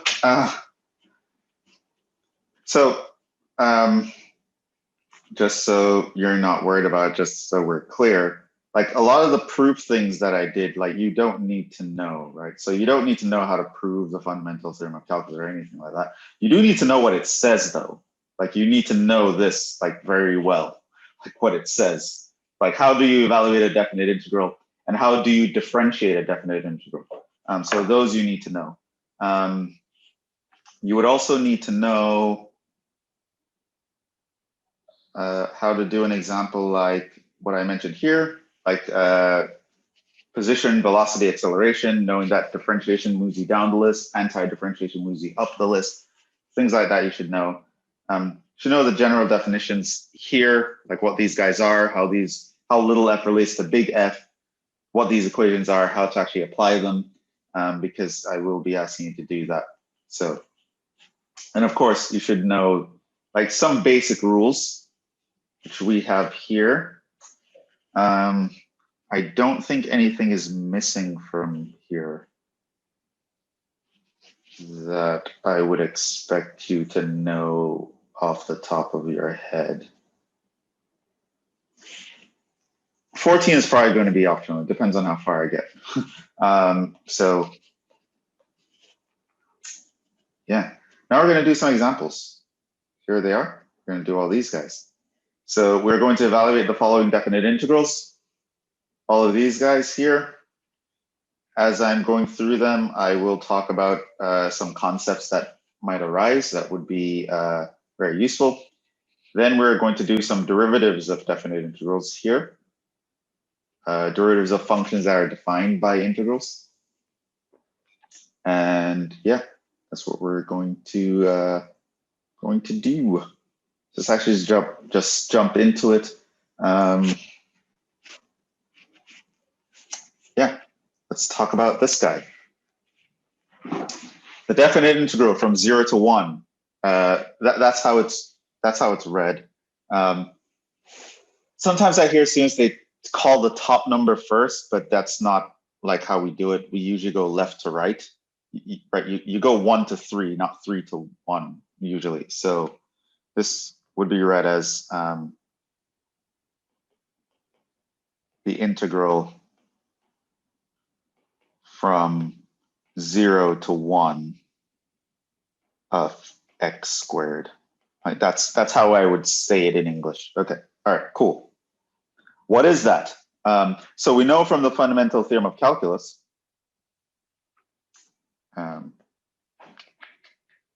here, that if I want to compute this guy, I can compute it by doing this guy, right? Find the antiderivative, evaluate it at the upper limit, subtract, take the same antiderivative, evaluate it at the lower limit. Once I do these subtractions and do that computation, it's equivalent to computing the left side. Also, notationally, this is how you can write it down. So you'll see me writing it down this way, moving forward. And yeah, so let's actually just jump into that. I'll take the hardest one. I'll start. Maybe you guys can help me with some of the others. But yeah, so we have x squared, the integral from 0 to 1 of x squared. How do we compute that? Well, we first find its antiderivative, and we're going to want to evaluate that at 1 and at 0 and subtract it. This is an x to the n. We know that we can apply the power rule for integrals to this guy. And so, yeah, we're just going to do that. You add 1 to the power, divide by the new power. So you'd write that as x cubed over 3. You put that little vertical bar, 0 to 1. Then take the 1, you plug it into the x, everywhere you see x. Minus, take the 0, plug it everywhere you see x.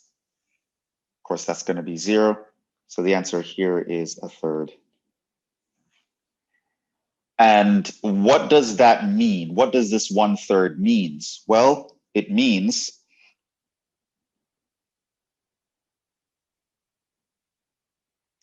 if I look at the graph, y equals x squared,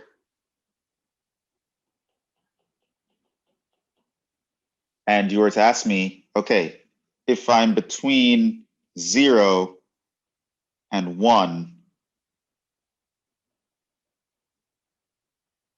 okay, what is that area? Turns out the area is a third square units, whatever the units of length are, right? So that is what this means, right? So this is the area under y equals x squared. And I'm putting under in quotes on purpose. We'll see why later. Y equals x squared on the interval 0 to 1. Okay, so we found the area under the curve, right? Which the hard way to do it is to construct a bunch of rectangles and find out a formula that describes this area in general, take the limit as n approaches infinity of that formula, and which for this particular example, it's not crazy difficult, but it's way more annoying than this is, significantly more annoying. Okay. So that's what we have there. What about this one, right? Very similar. I do want to make a a comment on this, a conceptual comment. So it's the same x squared, so nothing new is going to happen there.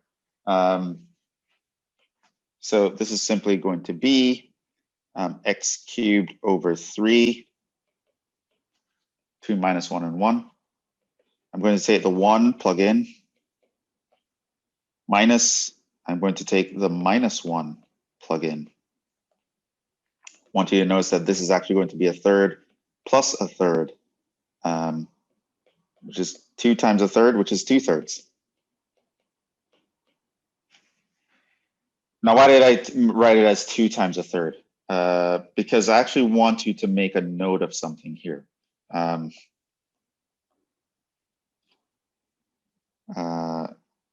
Illustration.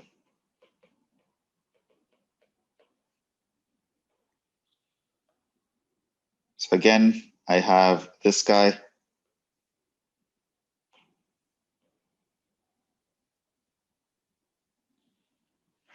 Oh, that's supposed to kind of like be symmetric.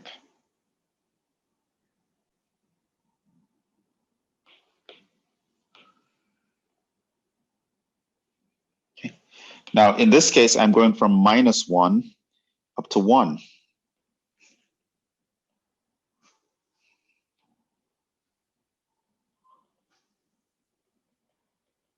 Now, this is x squared. We actually know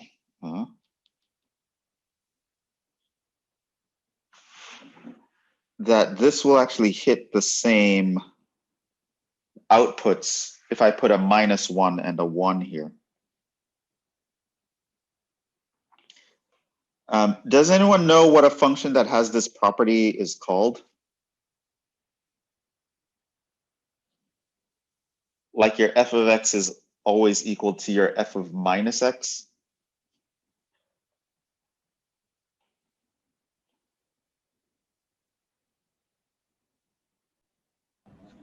Is it a parabola? Well, no, because, well, this is a parabola, y equals x squared, but I'm talking about a general, yeah, it's what was said in the comments. It's an even function. So this would be true for something like y equals x squared. It's also true for something like y equals x to the 4th. It's true for y equals cosine of x.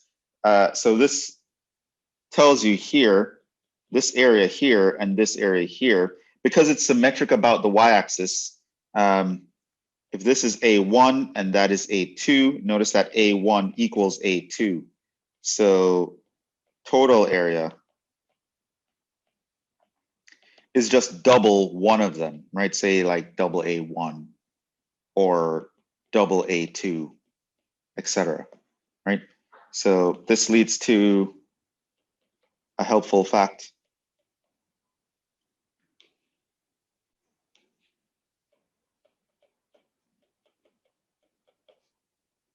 Yes, helpful fact number 1.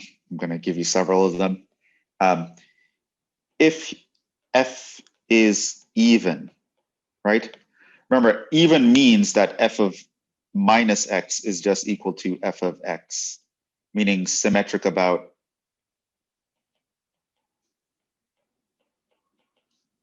y-axis, right? Then it turns out in a specific situation, you can actually reduce the amount of computation you have to do. Then the antiderivative of, say, minus a to a, right? So it's like the negative of a number to the positive of that number of this function is going to be double half of the area. And why is that nice? Well, I could just know that the answer to this is just going to be double my previous answer, so I wouldn't have to do any extra work. It's also possible that plugging in a negative number into some formula is going to be really annoying to do, and it would be much easier to just plug in 0. So you can always actually do this, right? And FYI, the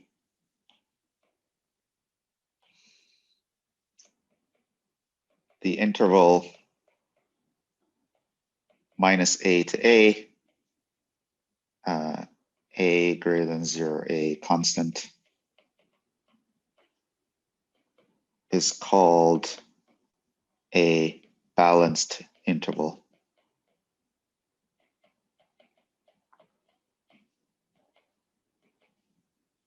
Okay, so i.e. The integral of what I'm trying to tell you as a concept is the integral of an even function over a balanced interval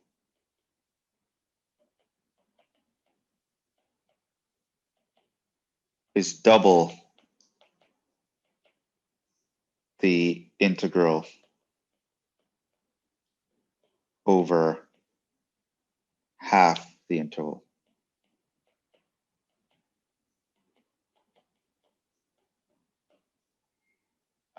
Right or left side.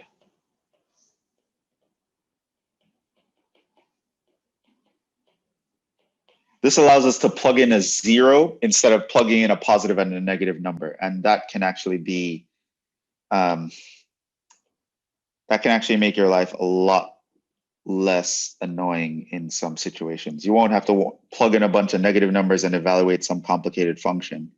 You can just know, oh, on one side, I'm allowed to plug in 0 because it's an even function, right?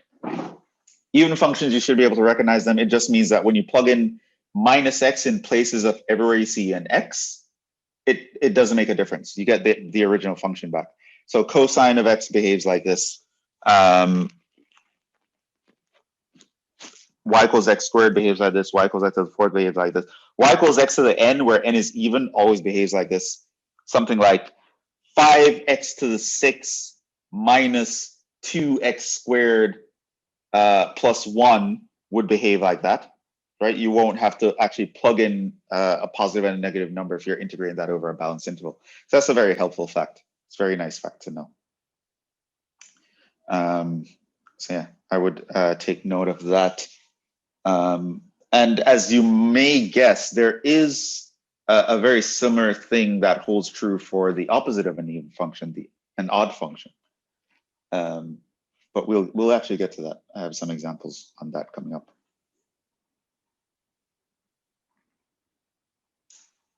How about this one? Antiderivative of cosine. Does anyone remember what the antiderivative of cosine is? Is it negative sine? No, almost. You're thinking derivative of cosine. Don't mix those up. That's actually a very common thing to mix up. The derivative of cosine is negative sine.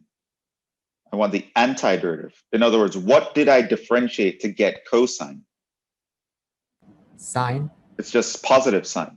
The derivative of positive sine is equal to positive cosine. So this is just going to be sine of x between 0 and pi over 2. So this is going to be sine of pi over 2 minus sine of 0, which is 1. So hopefully you know that sine of 0 is 0, sine of pi over 2 is 1. And yeah, that's that. Yeah, I don't think I want to say anything else about that right now. But of course, the illustration is your cosine between 0 and pi over 2.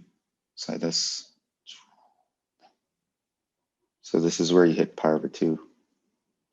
We're finding that area here. That's 1 unit.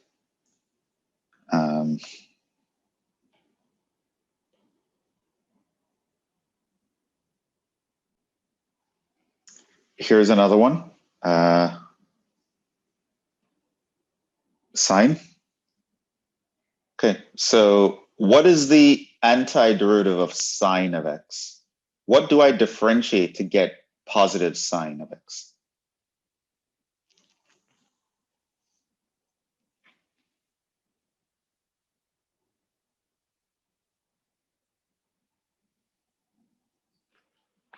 Right, minus cosine of x. So the sine, S-I-G-N, is the opposite with the derivative rules for sine and cosine.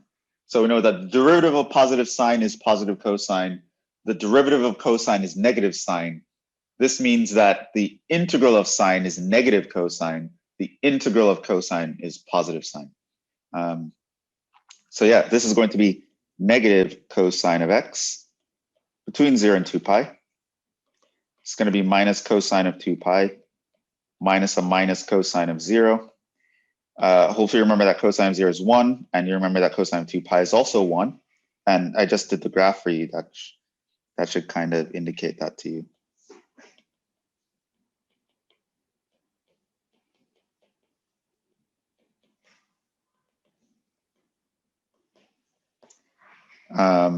So this actually gives you 0, which is seems very strange. Okay, so let's see why this is 0. So what did I actually do here? So first of all, why is this 0?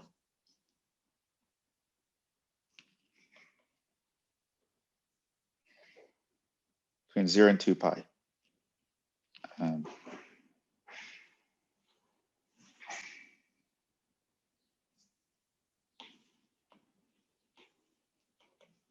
Here's 2 pi, here's 0, here's pi, here's pi over 2.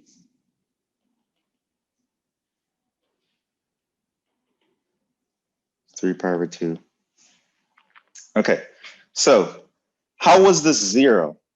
You'll notice that what's going on is that if I call this A1 and I call this A2, it turns out that A1 and A2 have the same magnitude, but they are actually negatives of each other.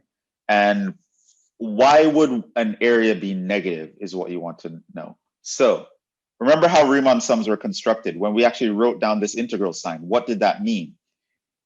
It means what I did was I created a bunch of rectangles to approximate the area under some curve, right? Now those rectangles gave me a bunch of f's, right? So this is f1, f2, f3, etc. And these guys are all positive, which means that the sum of f of xi times delta x is positive here. Now, the idea is, of course, if I were to do the same thing theoretically, what would happen? Like if I'm creating rectangles, they would need to necessarily go down in this case. So if I move those guys over here, you know, my f1, f2, etc.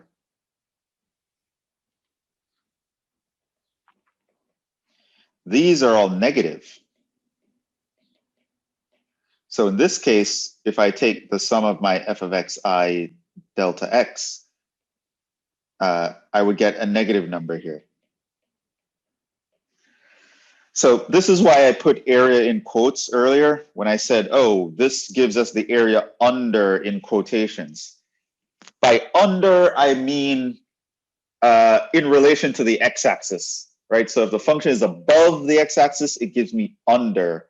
While if the function is below the x-axis, it gives me the area over. However, what it does is it gives me the negative of that area. Not that the area itself is negative, but just computationally what the integral will give you when your curve is below the x-axis. If you take an integration on that interval, it would actually give you a negative result. And that's because of how the integral was constructed. The heights of the rectangle would be described by negative numbers. And so you end up with this. So we kind of end up in a situation where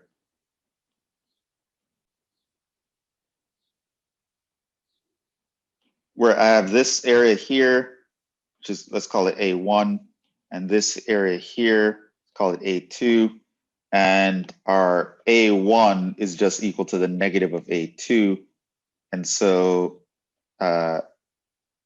they cancel out.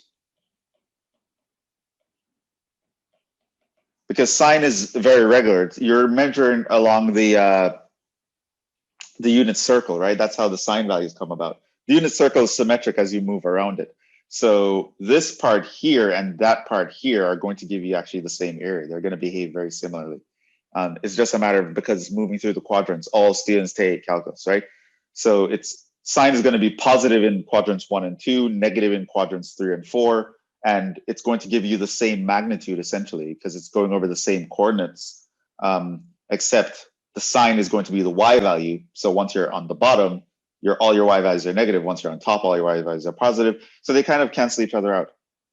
So that's something you can know. And by the way, this gives us an opportunity for a helpful fact. It turns out that for sine and cosine, and for certain variations of them that you can figure out, something like this will actually always happen. And you don't actually have to waste your time computing it. You can actually get away with doing less work. This is helpful fact number 2.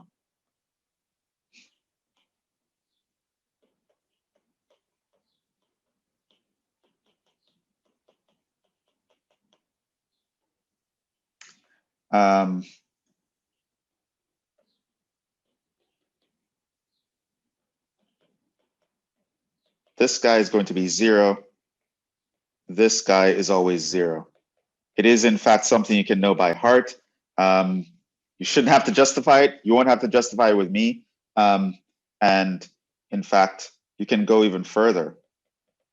Once you're integrating over an interval that covers an integer amount of the period of your sine or cosine function, they will always cancel and give each other 0. So what do I mean by that? If I'm going from a up to, say, a plus or minus 2n pi, I would always get 0. So let's say I wanted to integrate sine from 0 to 6 pi. The answer is going to be 0. I don't have to even think about it. If I wanted to integrate sine of x from 1 pi to 3 pi, the answer is going to be 0. I don't have to worry about it. Once your length of your interval is a multiple of 2 pi, it's going to return 0. You actually don't have to do the calculations. So if I were to say, oh, what is the integral of sine of x from pi over 3 to 7 pi over 3? The answer is 0. Don't waste your time calculating it. Same thing for cosine.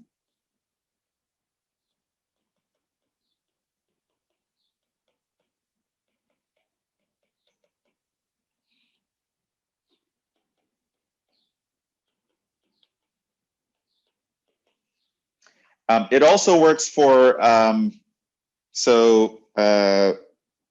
if the interval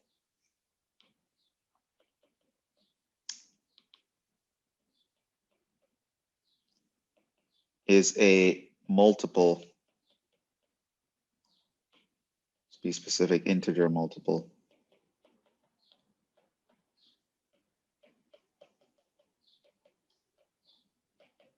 of the period of your sine or cosine function,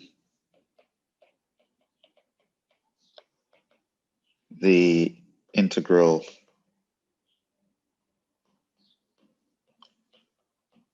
will be 0. So this also means, for example, if I were to integrate between a to plus 2 k pi over n from sine of, say, nx, that's also 0. So I could say, for example, the integral from 0 to pi of sine of 2x is also 0, because the period of sine of 2x is pi, right? Period equals pi here.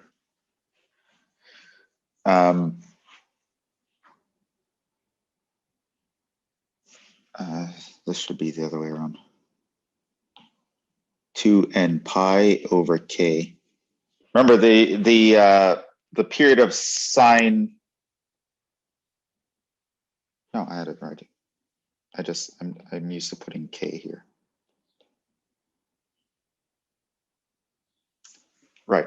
So remember the period of sine of kx is 2 pi over k, And the period of cosine of kx is 2 pi over k. So we can have that. So that's another helpful fact. Sometimes you can have your sine functions give you 0, and that can actually help you out in a lot of situations. So there are a lot of situations where you might come up with integral of trig functions, and it turns out that you don't have to actually do a lot of work by applying these. So let me throw out another example here. If I were to integrate 0 to 2 pi of, say, sine of cubed plus cosine cubed minus sine 2 theta plus cosine squared theta d theta, it turns out that these guys here will go to 0.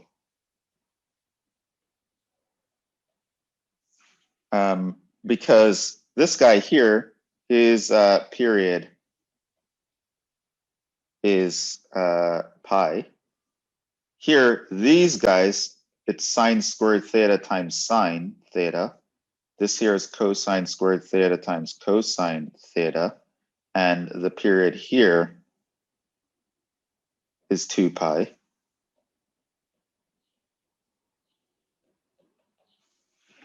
So those guys are going to all cancel out and give you 0. And so essentially what this whole messy integral becomes is just the integral from 0 to 2 pi of cosine squared theta.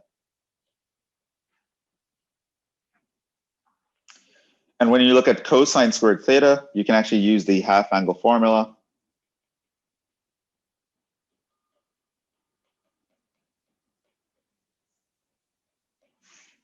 In which this guy will go to 0. And so you end up with just that. And I've seen students getting trouble with things like this before in various situations in homework and otherwise, where they're just taking forever to do computations because they're just not realizing that a lot of the stuff you don't have to compute. You can start off with a huge integral like this, but it all just simplifies to a very small integral like that, just by realizing where you can do your shortcuts, where you can apply zeros for trig functions, etc. So for sine and cosine, the rule is basically if you're integrating over a period, any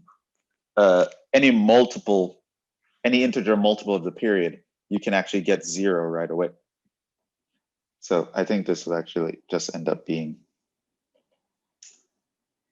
2 pi times a half.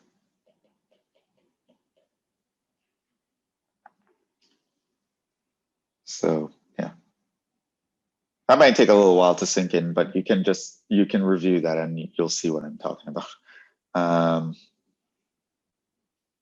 Let's move on.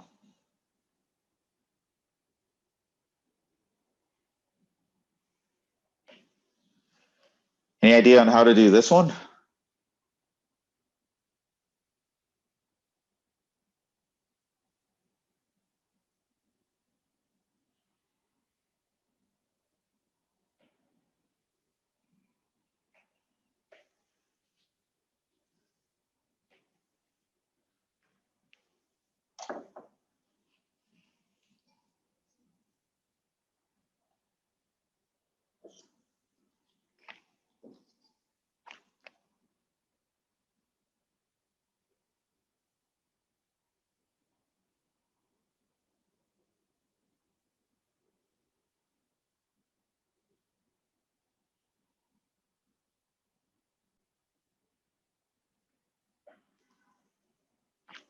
Okay, I'll give you a hint.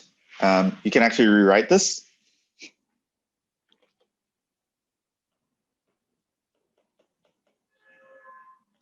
1 over cosine squared is actually secant squared. What is the antiderivative of secant squared?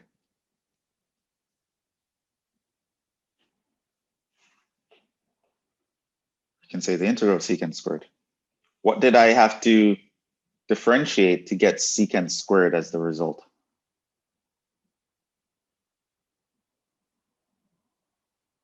Tangent. right? So this is just 3 times tangent. Derivative of tangent is secant squared. So this is tangent of pi over 3 minus tangent of 0. Tangent of 0 is 0. Tangent of pi over 3. So remember, tangent is sine over cosine. We know that sine of pi over 3 is radical 3 over 2. And cosine of pi over 3 is a half. So this is just rad 3.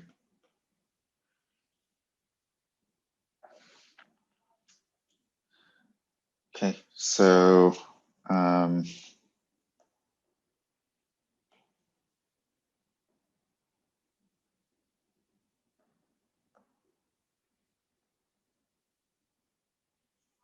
ideas for this one?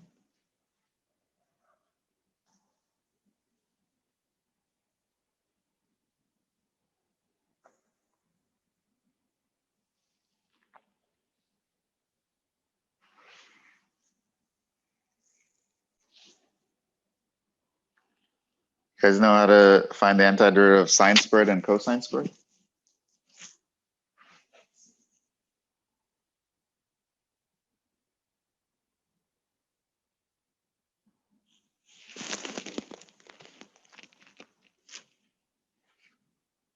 Well, for one, I kind of described it up here, even though I should probably go over that at some point. When we had the cosine squared, trick was to use the double angle formula to rewrite it. Because we know that cosine squared is 1 plus cosine squared x equals 1 plus cosine 2x all over 2. However, in this case, you don't have to even know that because we know that sine squared plus cosine squared equals 1, right? It's still 1. And remember that we try to apply lower level rules before higher level rules. So applying a trigger rule before worrying about integration would be nice. Same thing that I did here. Sometimes you want to rewrite things just using algebra first, algebra and trig, and then things can be easier. So this is really just the integral of 1 disguise. The integral of 1 is, of course, x, because if I differentiate x, I get 1 between 0 and 13. So I'm going to plug in 13 minus plugging in 0. The answer is 13.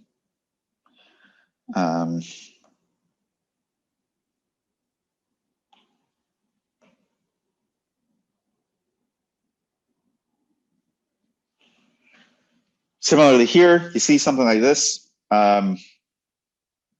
Just like with derivatives, remember integrals and derivatives, they're similar in the sense that you can kind of reverse one with the other. So in that sense, it should be intuitive, I think, that if you were differentiating a division, you can't just differentiate the top and differentiate the bottom because there was a whole quotient rule and we've been over that. You can't just do that. So it kind of stands to reason that if you're integrating a division, you can't just integrate the top and integrate the bottom. So just make sure you never do that. Like that's no bueno. You can't do that. So if you see something like a division, the first thing you're going to want to try to do is simplify, which in this case we can. This is x over the square root of x. So 1 is x to the 1 divided by x to the 1/2, laws of exponents. And again, laws of exponents can get us that. Now we can apply the power rule. Add 1 to the power, divide by the new power. Add 1 to the power, divide by the new power. So this is 2/3 x to the 3/2 minus 6 x to the 1/2.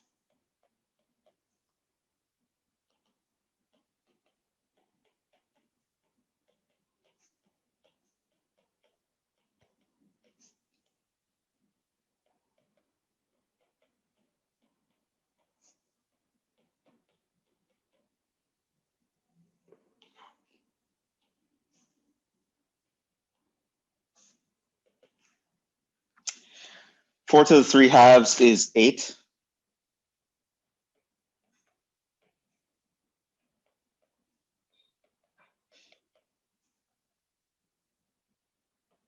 So we have 14 over 3 minus 6, which is 18 over 3.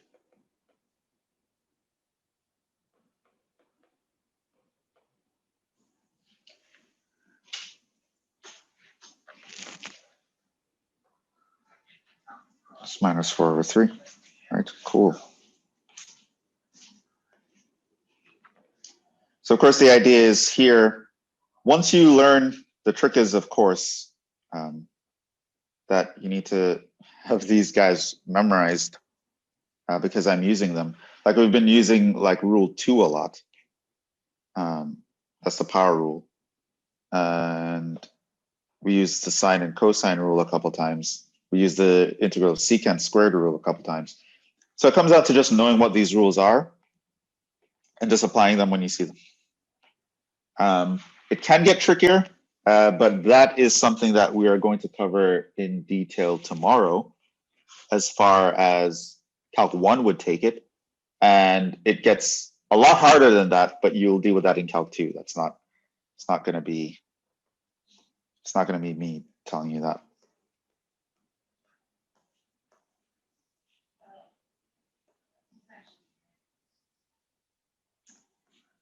Similarly here, we have a product. The integral of a product is not the product of integrals. So again, I think it's pretty intuitive because you're like, well, it can't work for derivatives. Why would it work for integrals, right? So I think on some level, that's kind of intuitive.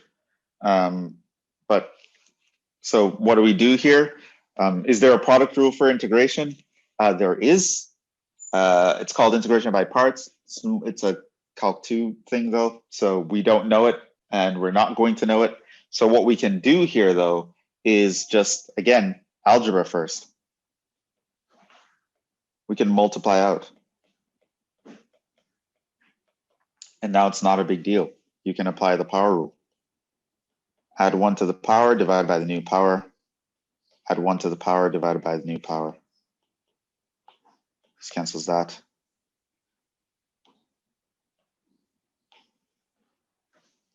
So I'm going to plug in 4.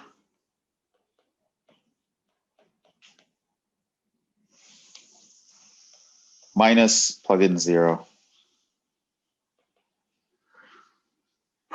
4 cubed is 64.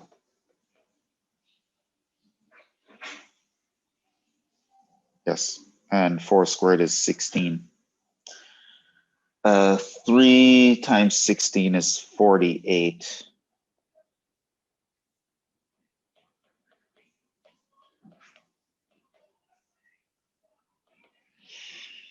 And that's 16.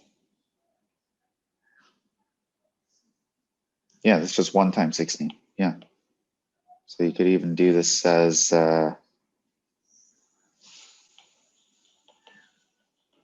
this is 4 times 16 minus 16 multiplied by 3 over 3. This is 4 times 16 minus 3 times 16 all over 3. So that's just 16 over 3. You have that.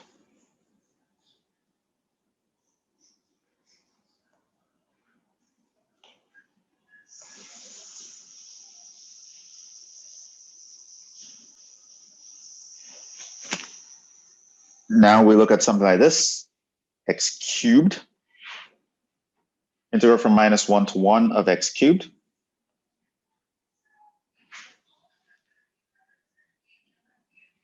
It doesn't seem like anything too crazy from what we've been doing so far, and it isn't.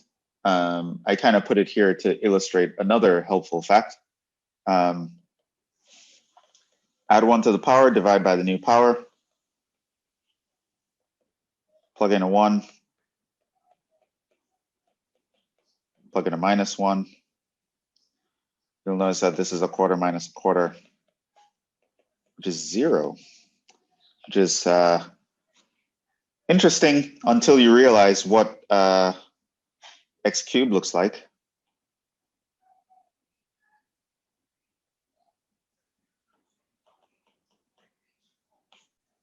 Remember, here, say 1, and here, -1. So you have this area, you have this area, but they're the same. They cancel out. This guy is symmetric about the origin, and that's like if you take everything and rotate it by 180 degrees around the origin, you get the other side. Such functions are called odd functions. So here, this will give us 1. Here, this will give us -1. And this leads to a helpful fact number 3.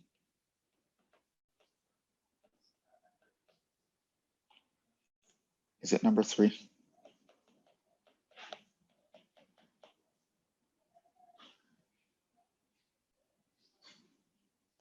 Yes.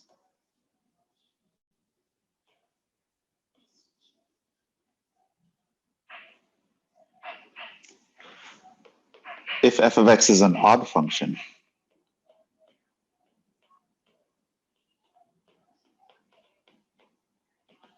that means f of -x equals minus f of x. That means it's symmetric about the origin.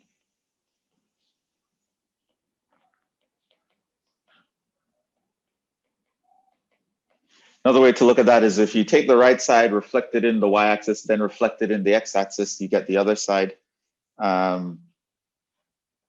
Then the integral from -a to a of f of x dx is always going to be 0, which that can actually save you a lot of trouble. So it's a very helpful fact. So that is to say, the integral of an odd function on a balanced interval is always 0.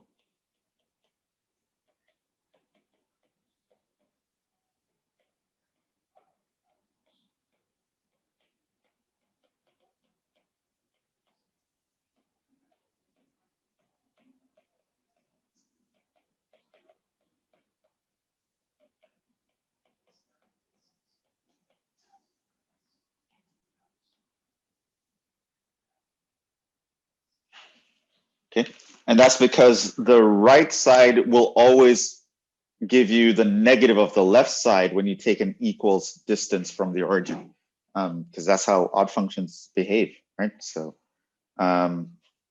take the negative of f of x, it's the same as f of minus x. So on the other side, it just flips upside down.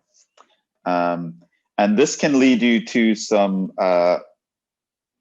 very efficient computation. So for example, I could do this. Let's say I'm going from -4 to 4 of sine cubed x over 1 plus x to the 4th dx.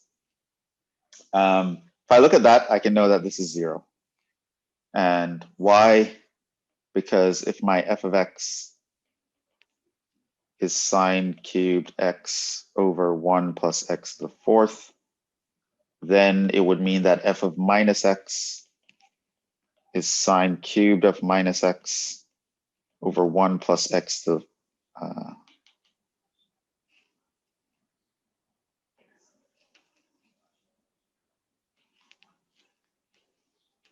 1 plus minus x to the 4th.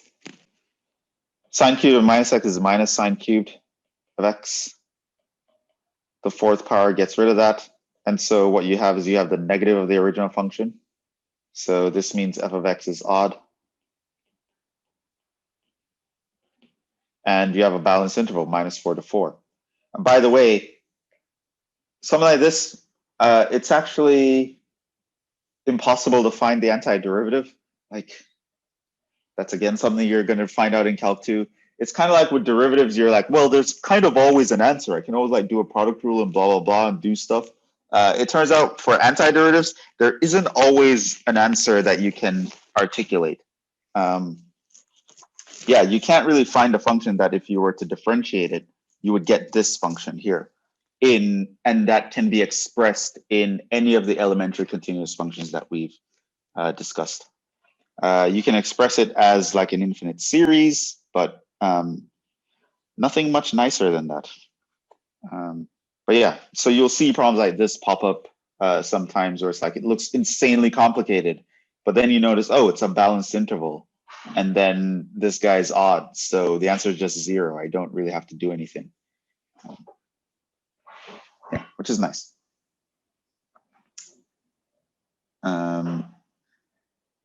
So now we are on problem 2.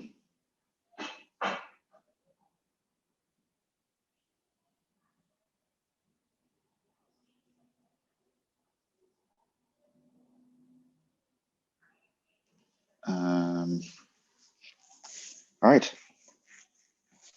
So here we can apply the second fundamental theorem of calculus. That reminds me.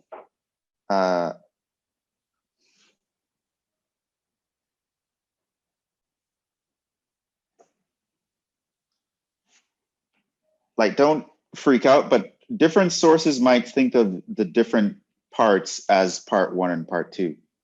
Part 1 and part 2.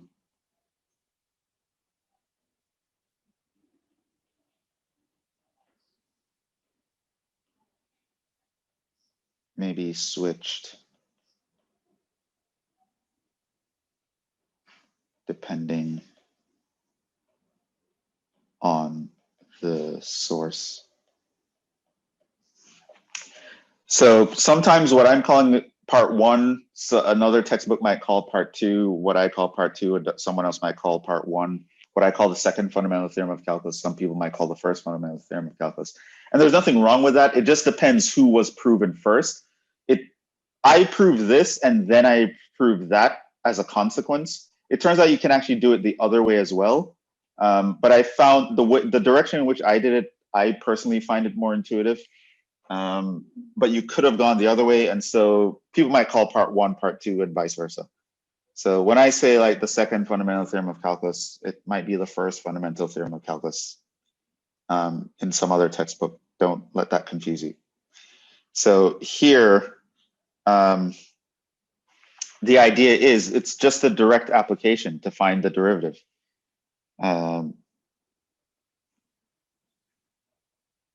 So this means that g prime of x is just going to be the derivative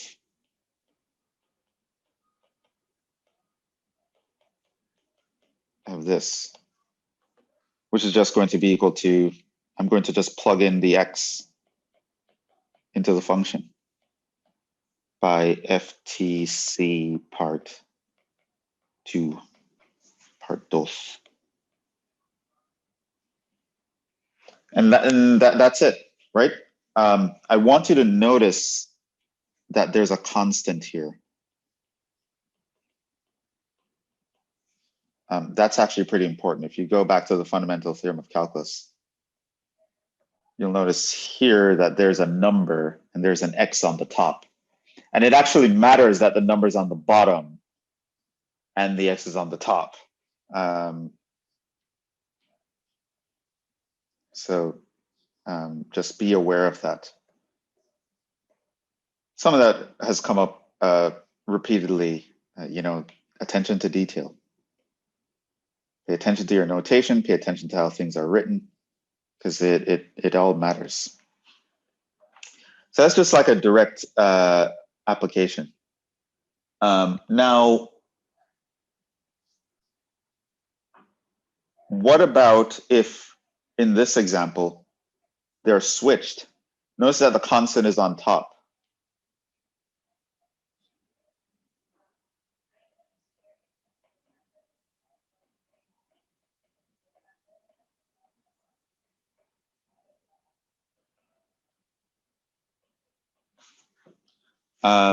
This actually makes things a little bit different. So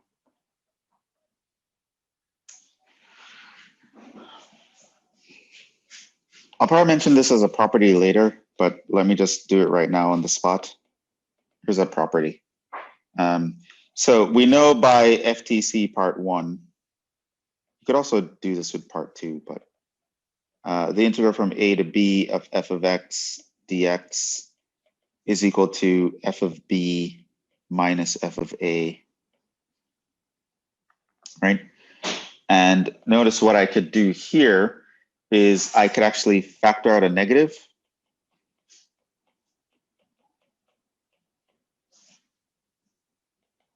And this would be, by definition, if the a was on top and the b was on the bottom,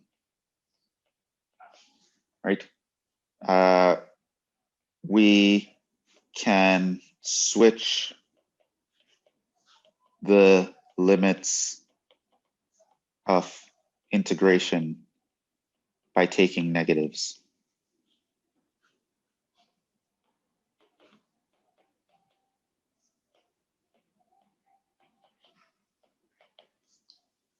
So, I mean, that is a helpful fact, but it's actually bigger than that. It's actually one of the integration properties. But if you see that the things aren't in the right position as the fundamental theorem of calculus, you can actually switch the limits by taking a negative. And so it also makes sense based on how I derived part 2. Because here, just imagine that your g of a and your g of x switched places. You'd have a negative g of x, and the g of a would be 0 in the front. So that's where the negative can come from as well.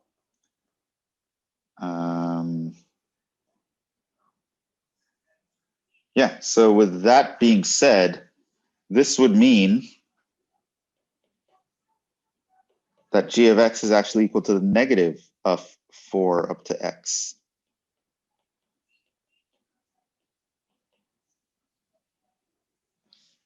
In which case you can apply the second fundamental theorem of calculus.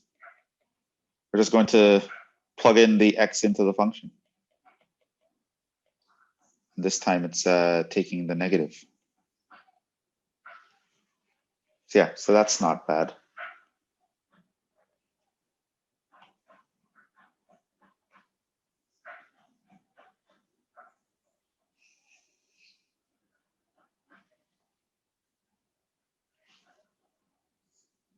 Now, let me just leave that for a while.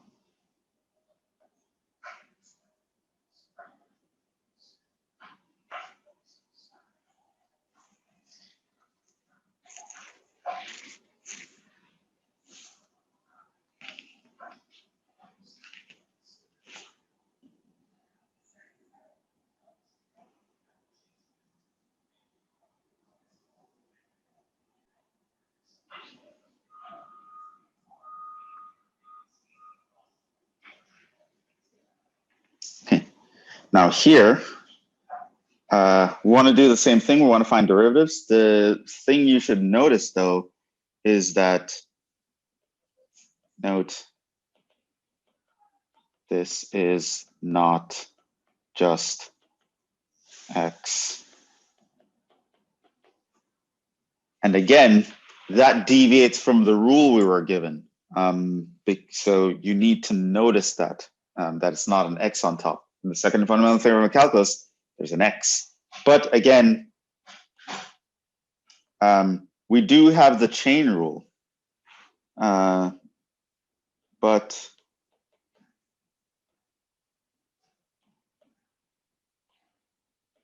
we can just apply the chain rule here, right? So if you have big f of x equals, if you have the derivative of this equals the derivative of this, f of t dt equals f of x, then what you can do by chain rule Remember, you just do the derivative of the outside as you always did, but then you multiply by the derivative of the inside. So this would mean that if you wanted to differentiate, say, f of g of x, which means you wanted to differentiate some constant up to some other function here of your f of t dt, then this is actually going to be, you would plug in that function just as you would plug in the x, but then you multiply by the derivative.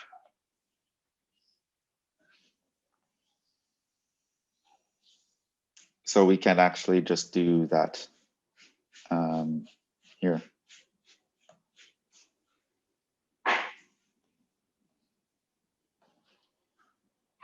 So we have f of x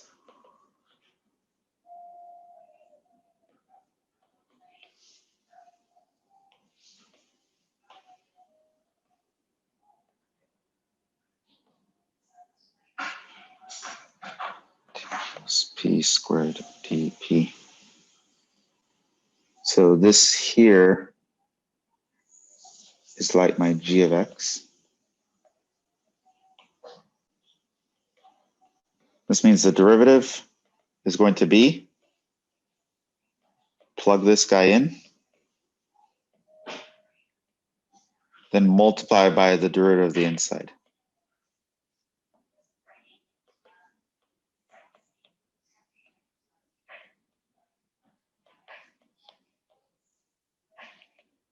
And that's going to be your answer.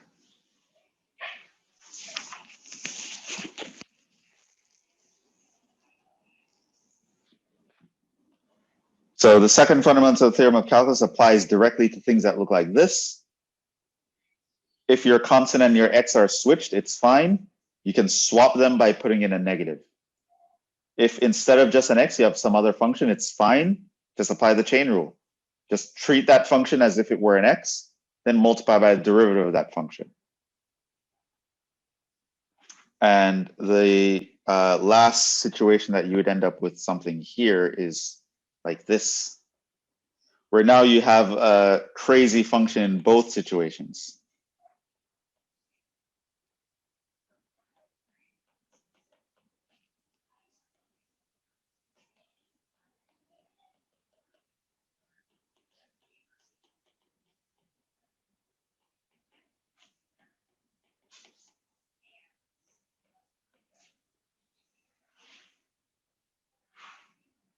And at first that might be confusing, but it turns out another property that you can use by FTC part 1, we know that the integral from a to b of f of x dx is equal to big F of b minus big F of a. So it turns out we can do this thing where we add and subtract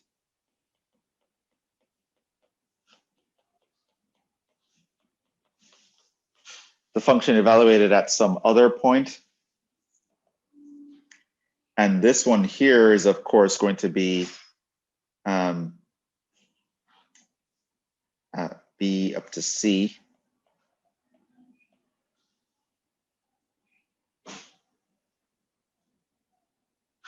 X dx plus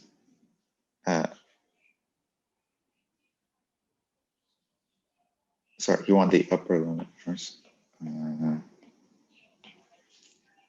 C up to b.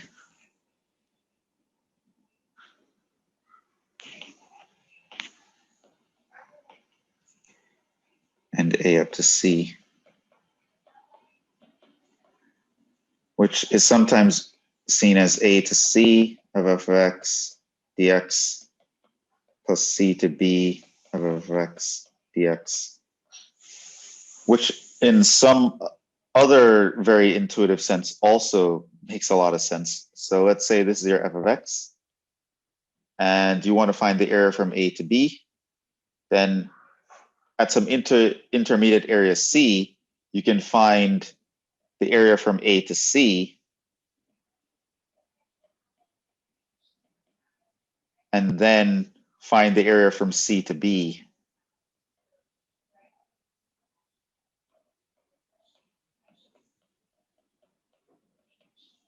And that would give you the total area from A to B, right? So you just pretend that there's some intermediate guy that you care about. So that leaves you with this property.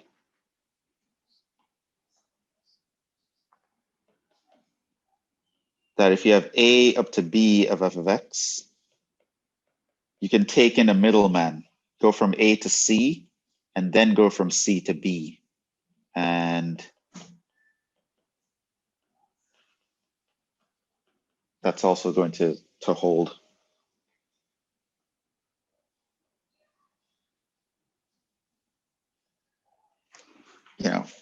For C in the domain of F.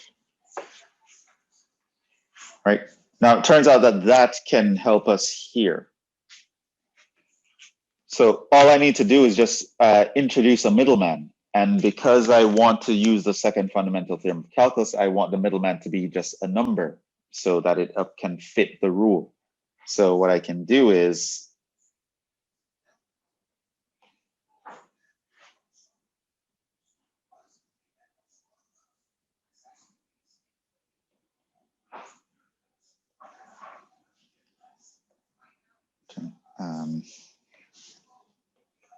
x cubed plus 1 x squared plus 1 x cubed.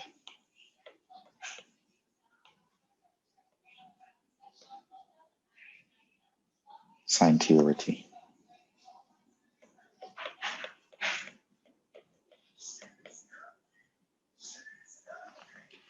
What I can do is I can introduce a middle number, say 1, as long as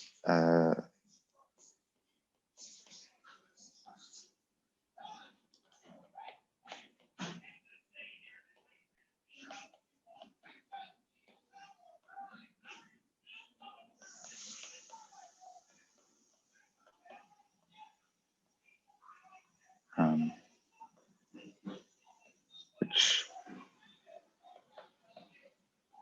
I can do that. That's this first guy. Now for this guy,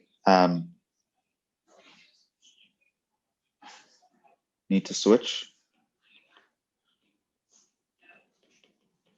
So I'm going to just take the negative to swap those.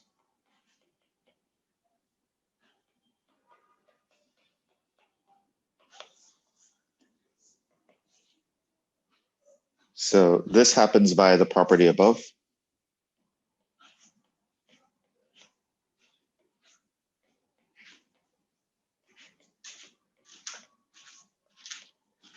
This happens by previous property.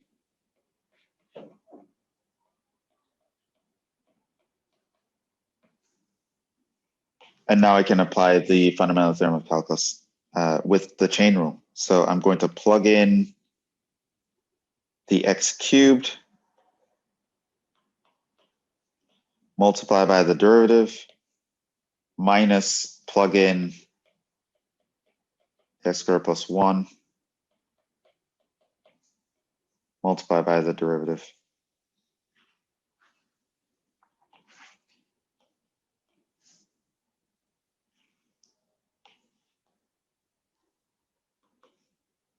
So number 3 sine of x cubed over x minus 2x sine x squared plus 1 over x squared plus 1.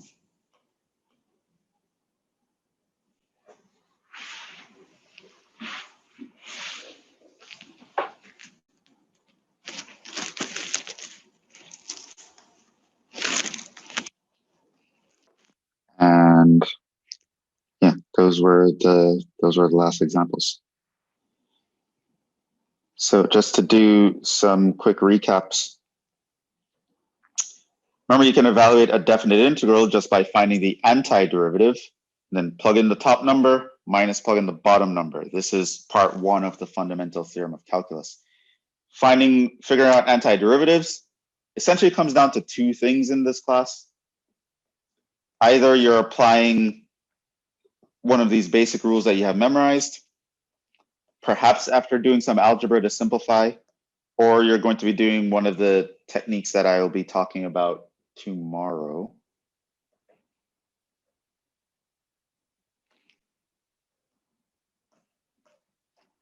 Okay, and that's how you can deal with guys like this.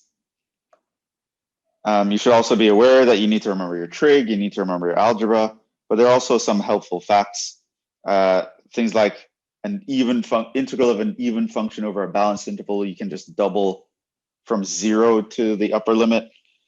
Sine and cosine, how they behave once you're integrating over a period or any integer multiple of a period, you'll get 0.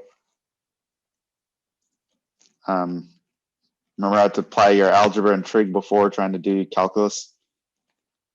You can't take the integral of a division by taking the integral of each part, so you have to try to simplify. Same thing with multiplication. The integral of an odd function over a balanced interval is 0. Doesn't matter how complicated it looks, it's going to be 0 once you're an odd function over a balanced interval. And for the fundamental theorem of calculus, the second part, if you have an integral from a constant up to x of some function of t dt, then the derivative of that is just you replace the t's with the x, essentially, of the function. And if the constant and the x switch places, you can just fix that with a negative in front. If you have a function instead of just an x, you can fix that with the chain rule. Just plug in the function as you would the x, but then you have to multiply by the derivative of the inside. If you have two weird functions, you can split the integral using this property by introducing an intermediate limit. And then you're going to have to switch one of them with a negative sign to get the function on the top, and then you can apply the chain rule. Yeah. So those were some computations. So now we know how to do indefinite integrals. We know how to do definite integrals. We know what it means to do them in terms of finding areas. We also know that potentially a negative area can come up if your function dips below the x-axis. And tomorrow, I want to cover another method of doing integration because for functions that are more complicated than any of the examples we had here, that you probably can't do what we did here, I want you to know how to compute those, as well as I'll talk about some other applications, things like finding areas between curves and things of that sort. I'll probably talk about then as well. But yeah, I think that's it. I think we can wrap up there tonight.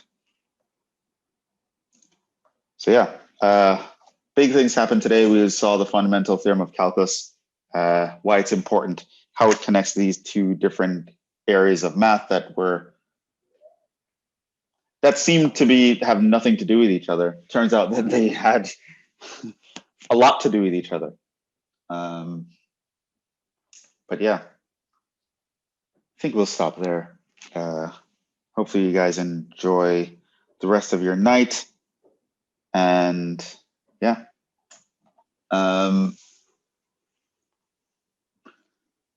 Finals this week.